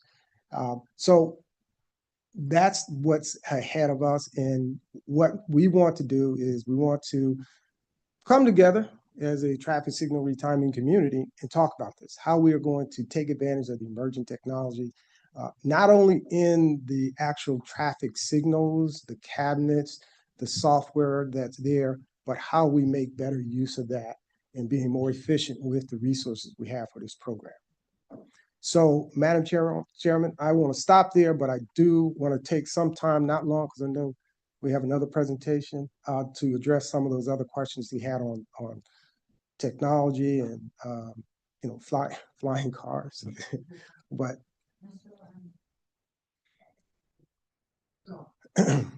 First, yes, Eric, this is one of the most phenomenal programs we've ever done here. It just took one trip to Reykjavik in Iceland and try and drive across the city, and just watching a mismatch of the traffic lights is something that should have taken 5 minutes, took 25 minutes to see what our life would be like without the automatic timing of these traffic lights. So yes, great job, phenomenal. So where's it going? Living real time with AI, because of what I'm involved in, where this is going, without a doubt, is master computer does every traffic light. And then you see waves of cars coming across, and in real time, because this is going to happen in real time, these computers can do million, billion, trillion, quadrillion calculations a second, and everything is instantaneously. Change all of these traffic lights as there's a concert going on at Dr. Phillips, or there's a football game, and change all of this. That's where we're going. We're not there now. I'm not sure if the technology or some company has been started to start that process. The only thing I'd like to say is we need to look for that, because again, I want us to be first. I don't want to be last. There you go. So if I can, we're already doing that. It's called the Integrated Quarter Management System. If there's a major incident on I-4 or the interstates, and traffic has this go to the surface roadways, those traffic signals are retimed to accept all of that traffic that's coming. When there's an event, they do the same thing. So we're already there. But I think beyond that, and I think, again, that's where, and you have to agree with me here, Mr. O'Hanlon, that the vehicles themselves are going to help us improve this part of our transportation network. For example, imagine you entering an intersection and your smart car and other smart cars enter that intersection and negotiate who goes first. And you get to sell that. Okay. So I just throw that out as, yes, that first comment, the comment you made, we're already there. But we are going to go further than that. But again, I just wanted to respond to your comment.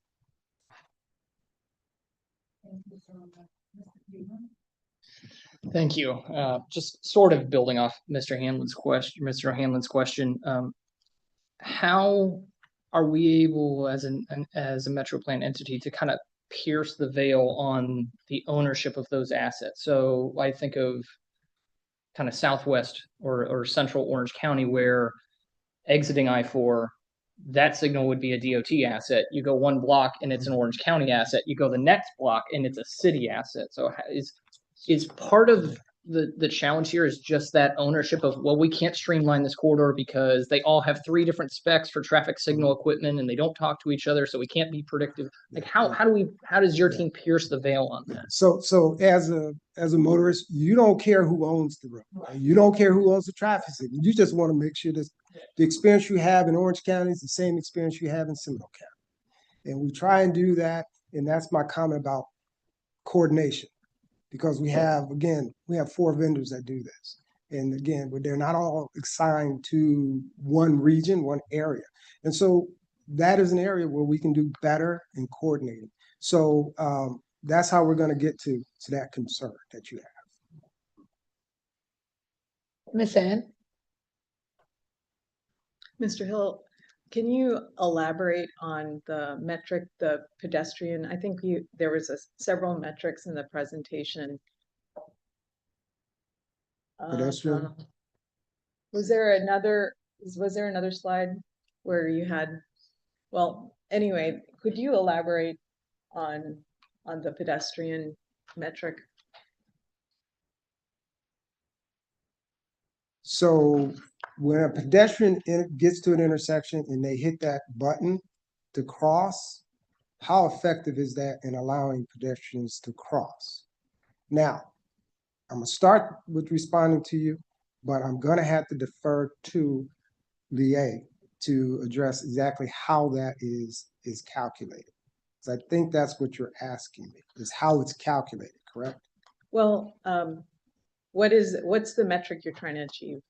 Oh, what we're trying to achieve is so that we don't have cars just going and a pedestrian wanting to cross and not allowing enough time for that pedestrian to cross the street. That's what we're trying to get at. Because, and also not all of the intersections have the same pedestrian demand as all the others. So understanding which intersections we want to address for pedestrian needs, or vulnerable road user needs, that's part of, we rely on the traffic engineers to identify those intersections.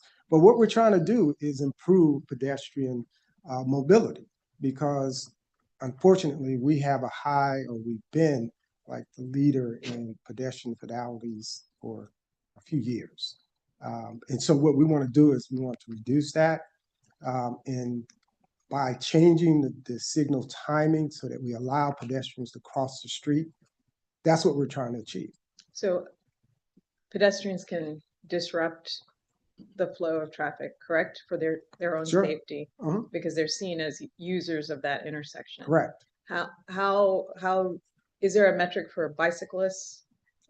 You know, because there's bicycle movement on travel lanes with, you know, with bike lanes. When they get to, are they just not included in affecting the traffic? Are they just like with the flow of the vehicular movement? Yes, that's how bicyclists are supposed to operate in, and I'll defer to Mike Wilson. However, but I believe they're supposed to travel just like they are a vehicle.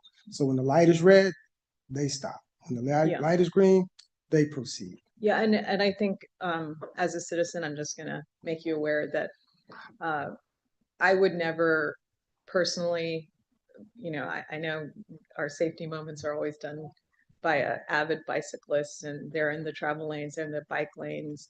And I know, you know, we define the bike lane as, you know, the buffered bike lane is a 7 foot wide facility. These are not safe. Like, you know, if I was biking, or if I'm sending my children to bike, or if I, you know, someone older than me to bike, these are not places, you know, that I would be comfortable biking. And, you know, you can see, you know, people's behavior. They don't follow the cross sections that are constructed, you know, because they're intuitively figuring out how to, you know, navigate intersections. And they'll often, you know, move from bike lanes, you know, to the sidewalk, use the, you know, pedestrian facilities at the intersections to navigate. And even as a driver, I kind of appreciate that, you know, they're trying to get the attention of, you know, because truly, you know, as we talk about how technology is going to help with vehicular movement, because human beings are terrible at paying attention to other drivers and other users of the intersection. We all do it. You know, we get into a like a yeah, tunnel vision, and you know, we have a certain mind map, and you know, so I guess I'm bringing all of this up, that a lot of our technology and facilities, you know, there's a design philosophy, you know, for these signals and intersections and all of that, but it's not completely aligned with human behavior. And that's, you know, that's what's contributing so much, you know, whose responsibility is it, you know, and we often put that responsibility on the user, you know, but we also know that the way we design things greatly affect, you know, behavior. And that's why, like, going back to the safety discussion in the beginning, with the turbo roundabout, you know, having that mechanical barrier to prevent certain behavior. If you miss your lane, come back into the roundabout. It's inconvenient and it's going to take a longer time, but it's safer for the other users within the facility, right? So I just want to be sure that as we're studying signalization and intersections, all of that, that our agencies are very well aware of the other users in these intersections. And it's, you know, I fear that a lot of the future technology is just going to make it more and more inhumane. You know, I'd like to see that our facilities really geared toward being walkable, bikeable, and more human centric. And so I hope the metrics and you know, that what the things we're trying to achieve actually make our communities more humane, more walkable, more bikeable. The car technology and the other massive vehicle technology will continue to evolve, but they need to allow the freedom of movement for other users as well. Thank you, Ms. Hen. Mr. Hill? Well, I just wanted to say, again, not just looking at moving cars to evaluate this program is what we want to try and do. And that includes for cyclists, pedestrians, how this can aid them as well, because they are users of the transportation system. And real quick, I heard a city councilman from the great city of New York City say that we need to look at our intersections as sacred places. And that is because of what you just described. They are sacred places where we all interact, and we all need to be humane in how we enter and exit those sacred places. Okay, so Mr. Miller and Ms. Trump, and then Ms. Pizzo, and then we're gonna close out the questions because we still have one more presentation, and Mr. Coleman. So, Okay. Mr. Mueller? I'll be brief, Eric. Great presentation, thanks. And when you started talking about this, I says, oh, we're going over this again because we keep talking about this. So I said, these things have to be retimed to the nth degree, and you pretty much acknowledge that. So good job on that. But my question has to go along with some of the other questions that were asked, and that is, I know of one intersection on University that when I hit it, when it goes yellow and I have to stop for it, I know I'm going to be there. I don't know how long. So can these and it sounds like they're not connected to each other. I mean, they're all not, this one organization controls this and this one controls that. So can these be remotely timed? How far away are we from one central system where they're going to be, when somebody in a sitting at their computer can retime these things? Well, they can be retimed now from the traffic management centers. Each of the jurisdictions, I know each of the counties and FDOT has a traffic management center. And so they can be retimed remotely. But the mechanism to retime them is pretty much manual. I have to tell somebody that this thing is kind of messed up and needs to be retimed, because I'll get to the stop and go light at 5 a.m. and I'll sit there for 3, 4, 5 minutes waiting for the thing to turn, and I'm nobody around, you know. So that could reflect an upgrade that's needed at that intersection, because up until we started connecting, and many of these corridors are connected, up until we got to that point, they were operating on a clock. So peak, off peak, peak, off peak. Yeah. And so I'm not sure of the intersection you're referring to, but that could be the case. And so, and I just wanted to, I'll throw this in because this was one of the comments I wanted to make. We completed over a year ago a transportation system management operation master plan. And in that master plan were upgrades to a lot of our traffic signals. And that's going to be going into our metropolitan transportation plan. So that'll be some of the projects that are in the plan. Ms. Rump? Madam Chair, if I may, I love a good discussion, and we always have good discussions here. Unlike most of our meeting days, today we have another meeting in this room, and our meeting time, we are almost at the end of it. And I think I'm going to ask the people who have questions right now. Eric is here for you. I am here for you. He will be happy to visit with you afterwards, I assume, or you could also send us the questions, and we will continue this discussion. I know there's a lot of appetite for this, and I want to see it continue, but we really need to finish our meeting now so the next meeting can And I'm here all day. all the time. Thank you, Mr. Yes. Duncan. Thank you Always for here the for you. presentation. Thank you. I apologize. We're going to move on to our next presenter. This is Miss Emily Bush of Bike Walk Central Florida with the organization's annual report. Thank you so much. Thank you, Madam Chairwoman. Good morning, everyone. My name is Emily Bush. I'm the Executive Director of Bike Walk Central Florida.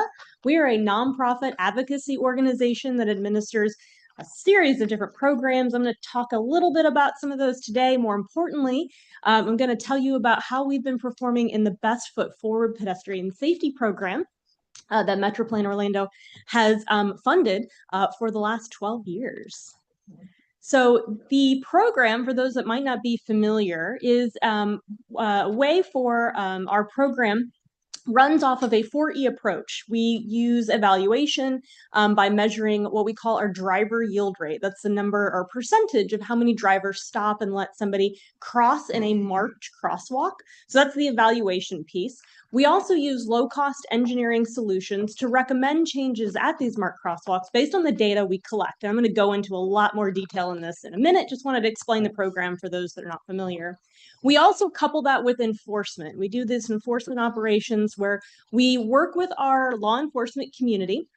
They go out and enforce the driver yield law. So in the state of Florida, it's a requirement to come to a stop and or yield to a pedestrian in a marked crosswalk. And we work with our enforcement partners on a quarterly basis. This coming year will be twice a year, where we go out and do operations where we'll have plainclothes officers or even myself go out and put our foot in a crosswalk. And if a driver fails to stop and yield to us, they are pulled over and reminded that there is a law that exists, and that is for the safety of those that walk in our community. As Eric mentioned earlier, unfortunately, our area has been one of the top in pedestrian fatalities and serious injuries. Not anymore. We're improving thanks to the great work that we're all doing in the region, the work that you're all doing, and then our government partners and what they're doing as well through their Vision Zero action plans and a lot of the projects that are Complete Streets and like. And then we also do a lot of education. We've talked a little bit, I've heard you all mention education, how important that is. I can't agree more. Talking to people that, one, did you even know that there was a driver yield law?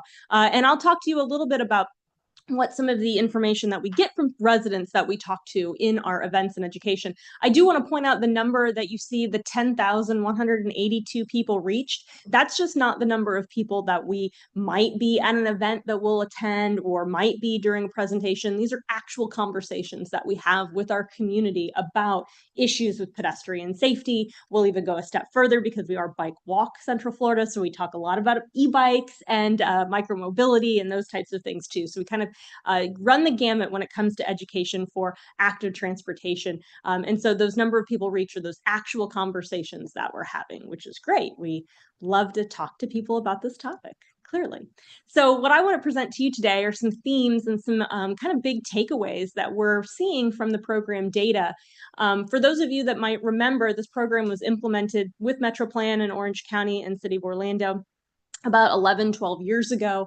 And in recent years, the last two, we've actually expanded into Brevard, Volusia, Marion counties. We're also now in Polk and Lake. This year, we're expanding into Duval and St. Johns County. So we'll be in 11 counties this year. And really what that's done is that's allowed us to collect a lot more data. We're at more crosswalks than we've ever been at before. We're at different cross sections of our community. We're in rural, very urban places now. Obviously, all the suburban places in between. So we are getting a lot of insights from what our data is telling us. And hopefully I'm here to present that to you today, give you a little bit of findings. What we found on the engineering side is that when you install delineator posts, those white flex posts in and around a crosswalk, it is a very effective low-cost engineering solution that as an average increases the driver yield rate, so the number of drivers, the percentage of drivers stopping for people in crosswalks, up to 29%. So now instead of having a low percentage of drivers yielding to people, you'll be able to see that those driver yield rates will increase, like I said, on average about 30% after those are installed. We have a good picture of this in Seminole County. We also monitored a few crosswalks in Brevard and Marion County where they installed these flex posts too. Very inexpensive solution for bringing better visibility to crosswalks. Also, we've had the opportunity to monitor some crosswalks with speed humps before and after those humps were installed. And would you know that driver yield rate is greater for those that have speed humps ahead of the crosswalk versus a raised crosswalk? Right? So that means that the driver has to slow down to approach the crosswalk. They see the person there versus just using the vertical deflection of the raised crosswalk to slow down and say, oh, wait, there's somebody there. So we have seen that, a couple different examples, one most recently in the city of Orlando. We'll talk about that a little bit more in detail.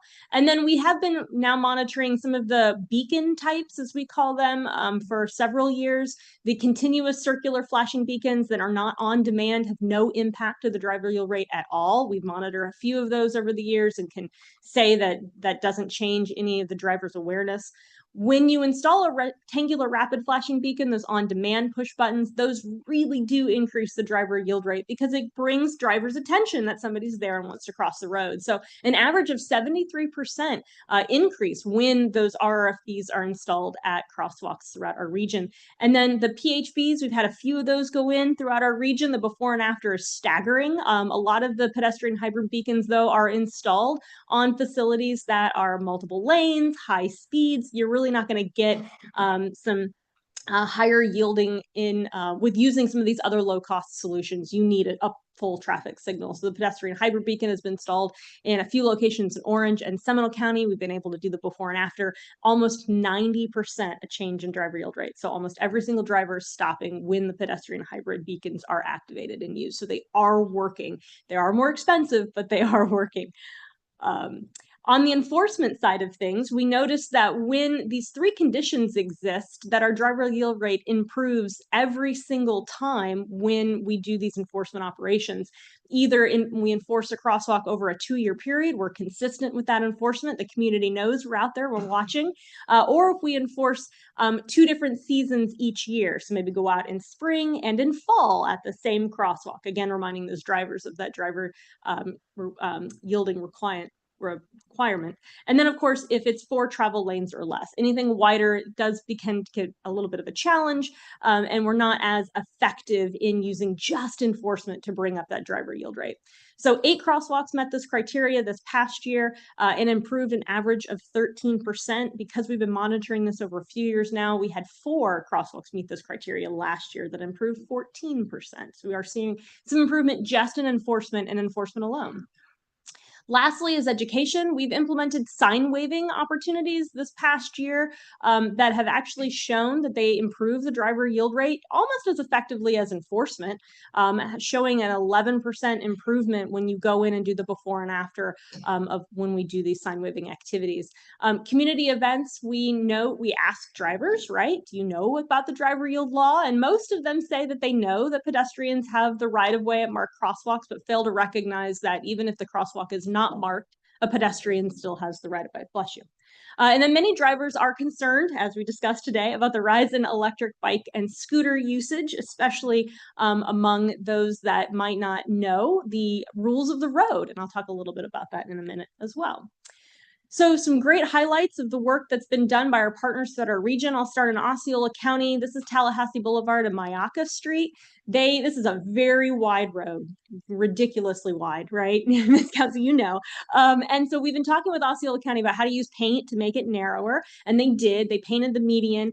They replaced some of the crosswalk signs, and then they did an enforcement and it increased 7%, but they just did this past year. So we're hoping to do more enforcement out there and look at maybe some other low-cost engineering solutions to increase that driver yield rate. But 60% isn't bad considering how wide this one is. Then over in Oakland Ave at the charter school, they changed out their crosswalk signage, and their community has been enforcing this location for quite a while. So you can see the before and after of a 12% increase between both engineering and those enforcements. Again, little changes like this can go a long way for protecting pedestrians. In Orlando at Gaston Foster and Natalie, just doing a sign waving event at this location increased the driver yield rate 16%.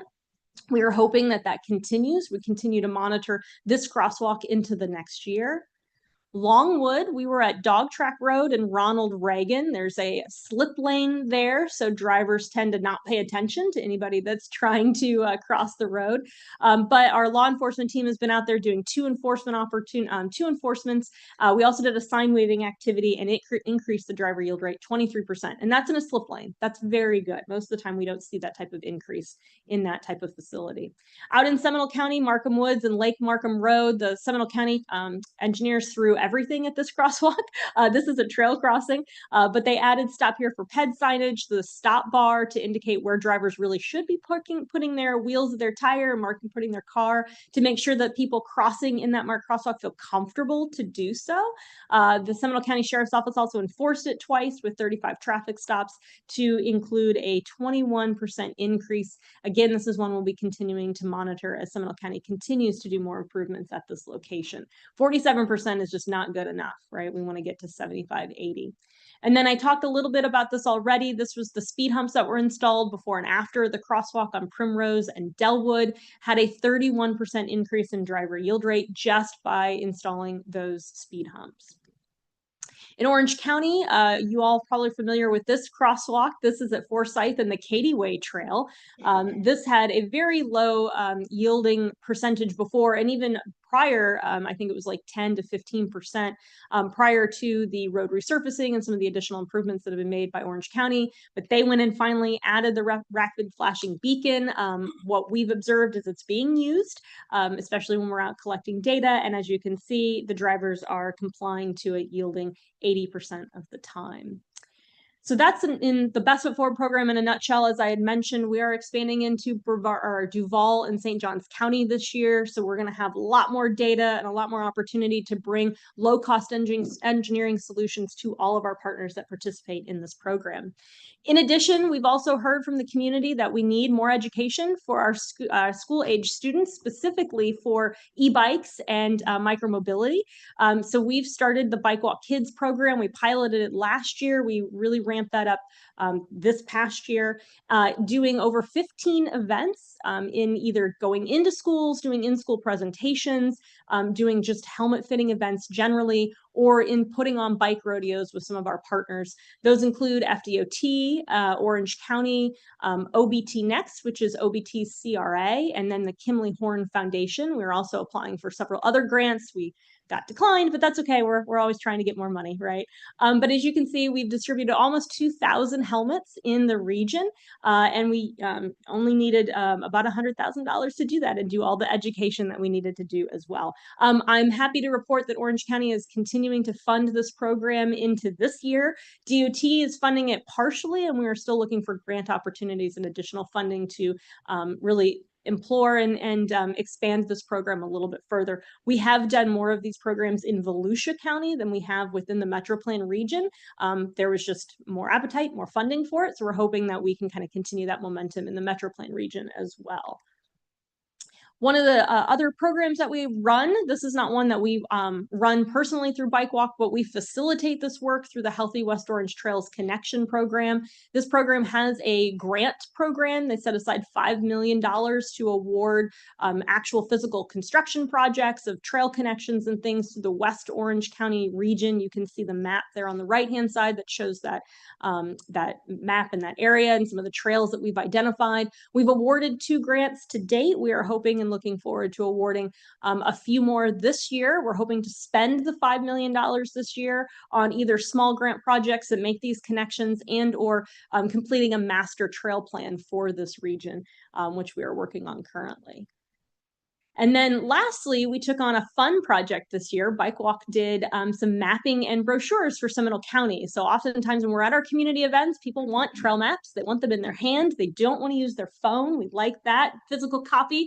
And so we worked with Seminole County to produce that for them.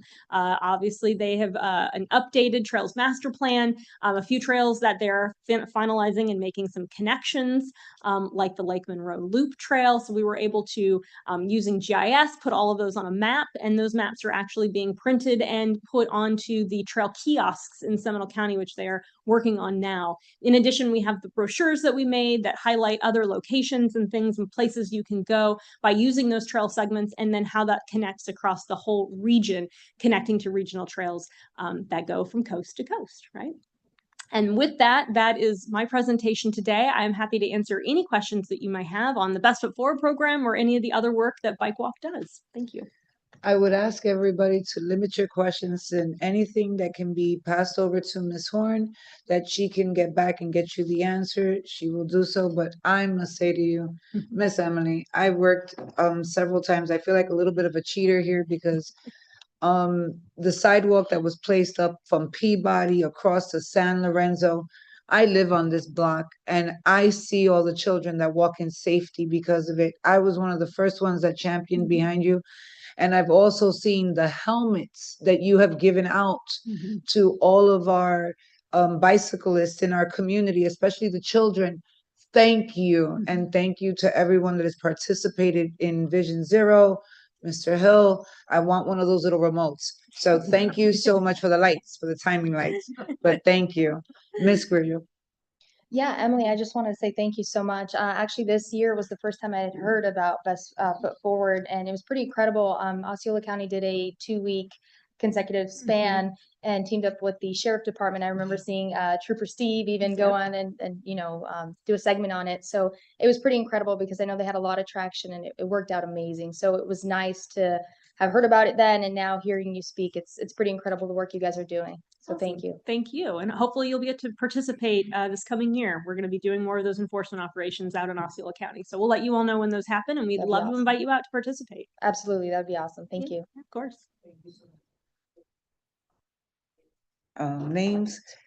That will conclude our presentations for today. There are several items for consideration under the general information and upcoming meetings. We are now at members' comments. Are there any committee members who have any final questions? And please, let's keep them very short as possible. Ms. Pizzo. I want to begin by thanking everybody that's in attendance today. This has been a great turnout for our last meeting of the year, and I hope to see you guys do this again next year. This is wonderful. We got so much accomplished. So thank you, and happy holidays to you all. Thank you, Ms. Pizzo. Mr. Pigram. Thank you. Real quick, at the November board meeting, the airport presented to the board members their $6 billion 10-year capital plan, which includes multiple $1 billion in transportation projects. Just requesting and hoping that we can get that same presentation that was presented to the board. Thanks. Thank you, Mr. Pigram. Ms. Rum? Yes, just quickly. At our last meeting, there was a discussion about the mobility device. And Orange County School Board and the Board of County Commissioner addressed that issue on yesterday. So they're planning a future workshop along with the Sheriff Department to address this with the schools and other things with the enforcement and the safety of the mobility devices. Awesome. Thank you, Ms. Rum. We have Mr. Phillips. Yes, I was just going to mention in Seminole County, they recently launched the Scout rideshare program, and there were some numbers from that first month. Actually looking pretty good. There's over 20,000 riders in the first month, which is excessively high compared to what even some other municipalities had done in the recent years. And when you look at some of the data of how people are using that, they're using it in ways that are not really a direct parallel to how they would have utilized links before. Seniors are taking Scout to doctor's appointments, and there's a lot of people using it to do shopping at Publix. My parents' UPS store had I was in the store the other day. There was a legally blind lady that had showed up to do an Amazon return and had taken Scout to the UPS store. And so I'm very excited about not only the taxpayer savings of this, but the flexibility that the Scout program is providing users in Seminole County. And so if anybody's interested in looking at that over the next quarter, you're probably going to have some more data that's released, but the initial numbers as reported in News 13, I think it was last night, was 20,000 riders for the first month, which is very, very good. Thank you, Mr. Phillips. Thank you so much. Exactly. Ms. Grillo? Oh, no, I, Oh, sorry. okay. Thank you so much. Ms. Mott, Thank you, Madam Chairman. thank you. As I mentioned earlier, I just want to thank you so much for your great leadership. You did a great job. Yeah. And to Madam Chairman-elect, Ms. Pizio, looking forward to your leadership. You have a wealth of knowledge, and I know you're going to lead us well. And also, congratulations again to Madam Vice Chairman-elect, Ms. Frevo. Looking forward to your leadership. Thank you, ladies. Thank you. Mr. Mueller? I'll just say ditto to that to keep it short. And I also want to piggyback off of what you said. You know, this thing with e-bikes and even I call them motorized vehicles has been heating up. And one thing that we do here is we talk a lot and we give staff information, right? And I know that they take that information seriously and absorb it. But what we need to do is go out to the communities and I'm seeing this e-bike thing or this micro motorized vehicle thing just heating up. And so I wrote emails to the OCPS board, the BCC board for both Orange and Seminole, and a bunch of other boards, telling them what's going on. And you know, I'd like to think I had a tiny part in what you're talking about because OCPS, the school board, is on board also. They've been talking about it. So, you know, our job is to not only take this information, talk about it, give it back to staff what we think, but also I think the major part is just letting other people know. So thanks. Thank you, Mr. Mueller. And that will conclude our questions. I'm sorry, Ms. Christine. Yes. Persons with disabilities, and that's the people I represent while I'm here. And I just wanted to make a point. Orlando was surveyed as one of the, well, out of 101 markets, we were ranked as one of the most successful in accessibility for people with disabilities, particularly people in wheelchairs. We ranked 24th in that category. However, we ranked 79th in safety and reliability of transportation. So there's a big gap between the people that can move on the streets with wheelchairs and what they can do with transportation. So my goal sitting on this board is to try and help shorten that gap a little bit or bring it a little bit closer. So I thank everybody for the work that they're doing. And Scout, a lot of our people with unique abilities are using it very successfully. Everybody in all the other counties is requesting it. It's a great service. But I'm launching a program called I Can Go, and we are teaching people with unique abilities how to use all the forms of transportation. Over the next 6 months, we'll be using Sunrail, Ride DTO, Access Links, the connector downtown. We've partnered with UCF and OCPS. So we're trying to get our unique abilities population onto our public transportation to use it more. So you'll hear a lot more from me about us actually using it and what we're doing with it. But I look forward to working with you guys all and just wanted to make that recognition on today. This brings us to a second opportunity for public comments. Comments heard at this point in the meeting are more general in nature and similar to the first comments, and may be made in person or online. Members of the public joining us virtually who wish to speak will use the raise hands feature on the Zoom screen. If attending by phone, you can hit *9 to raise your hand and request to be recognized. When you're called, staff will unmute your microphone and we will ask you to state your name and contact information for the record. Is there anyone online wishing to comment, Ms. Rachel? No one online, Madam Chair. Is there anyone in public wishing to make a public comment, Ms. Rachel? We have Mr. David Bottomley, who is seated, ready to make the comment. Mr. David, you are recognized. My name is David Bottomley. I have lived in Orange County for 50 years, a wheelchair driver celebrating 32 years. First point, I was requested by Altamont Commission Attorney to look at BEEP. I did take it 2 years ago. It's 1.64 miles. They did not tie me down correctly. I had to go look it up. Any transit, that wheelchair must be tied down 4 points and maybe plus a seatbelt. I had to go look it up. What Beep is using, they're using the same tie down system that Orlando Wetlands is using, which is a Q string, I believe.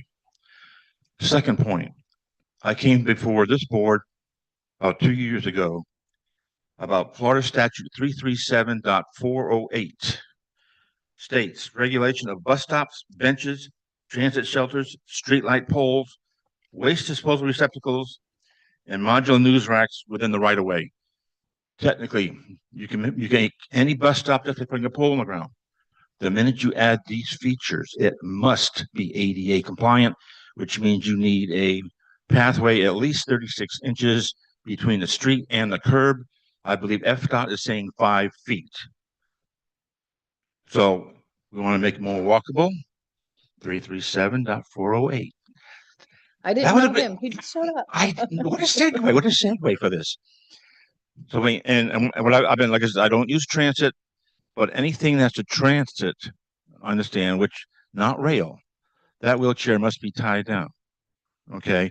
Currently, I believe I've been involved with the Florida State Parks for about 3 years now. They are working on more accessibility and trams and whatnot, and they're going to have to tie them down. So that's my take on it. We got to work on these bus stops because they have not changed in the 2 years I've seen this come by. This was the 2025 update. Marion, I will send you a copy of this link. The Garmin activity, which is the Garmin watch, to you, Mike, Eric, who else? I'm back, guys. I'm dangerous. Okay. And by the way, I did go to the FDOT Transportation Symposium. I will send those links out, that link out as well, but the presentations have not been posted yet. Thank you.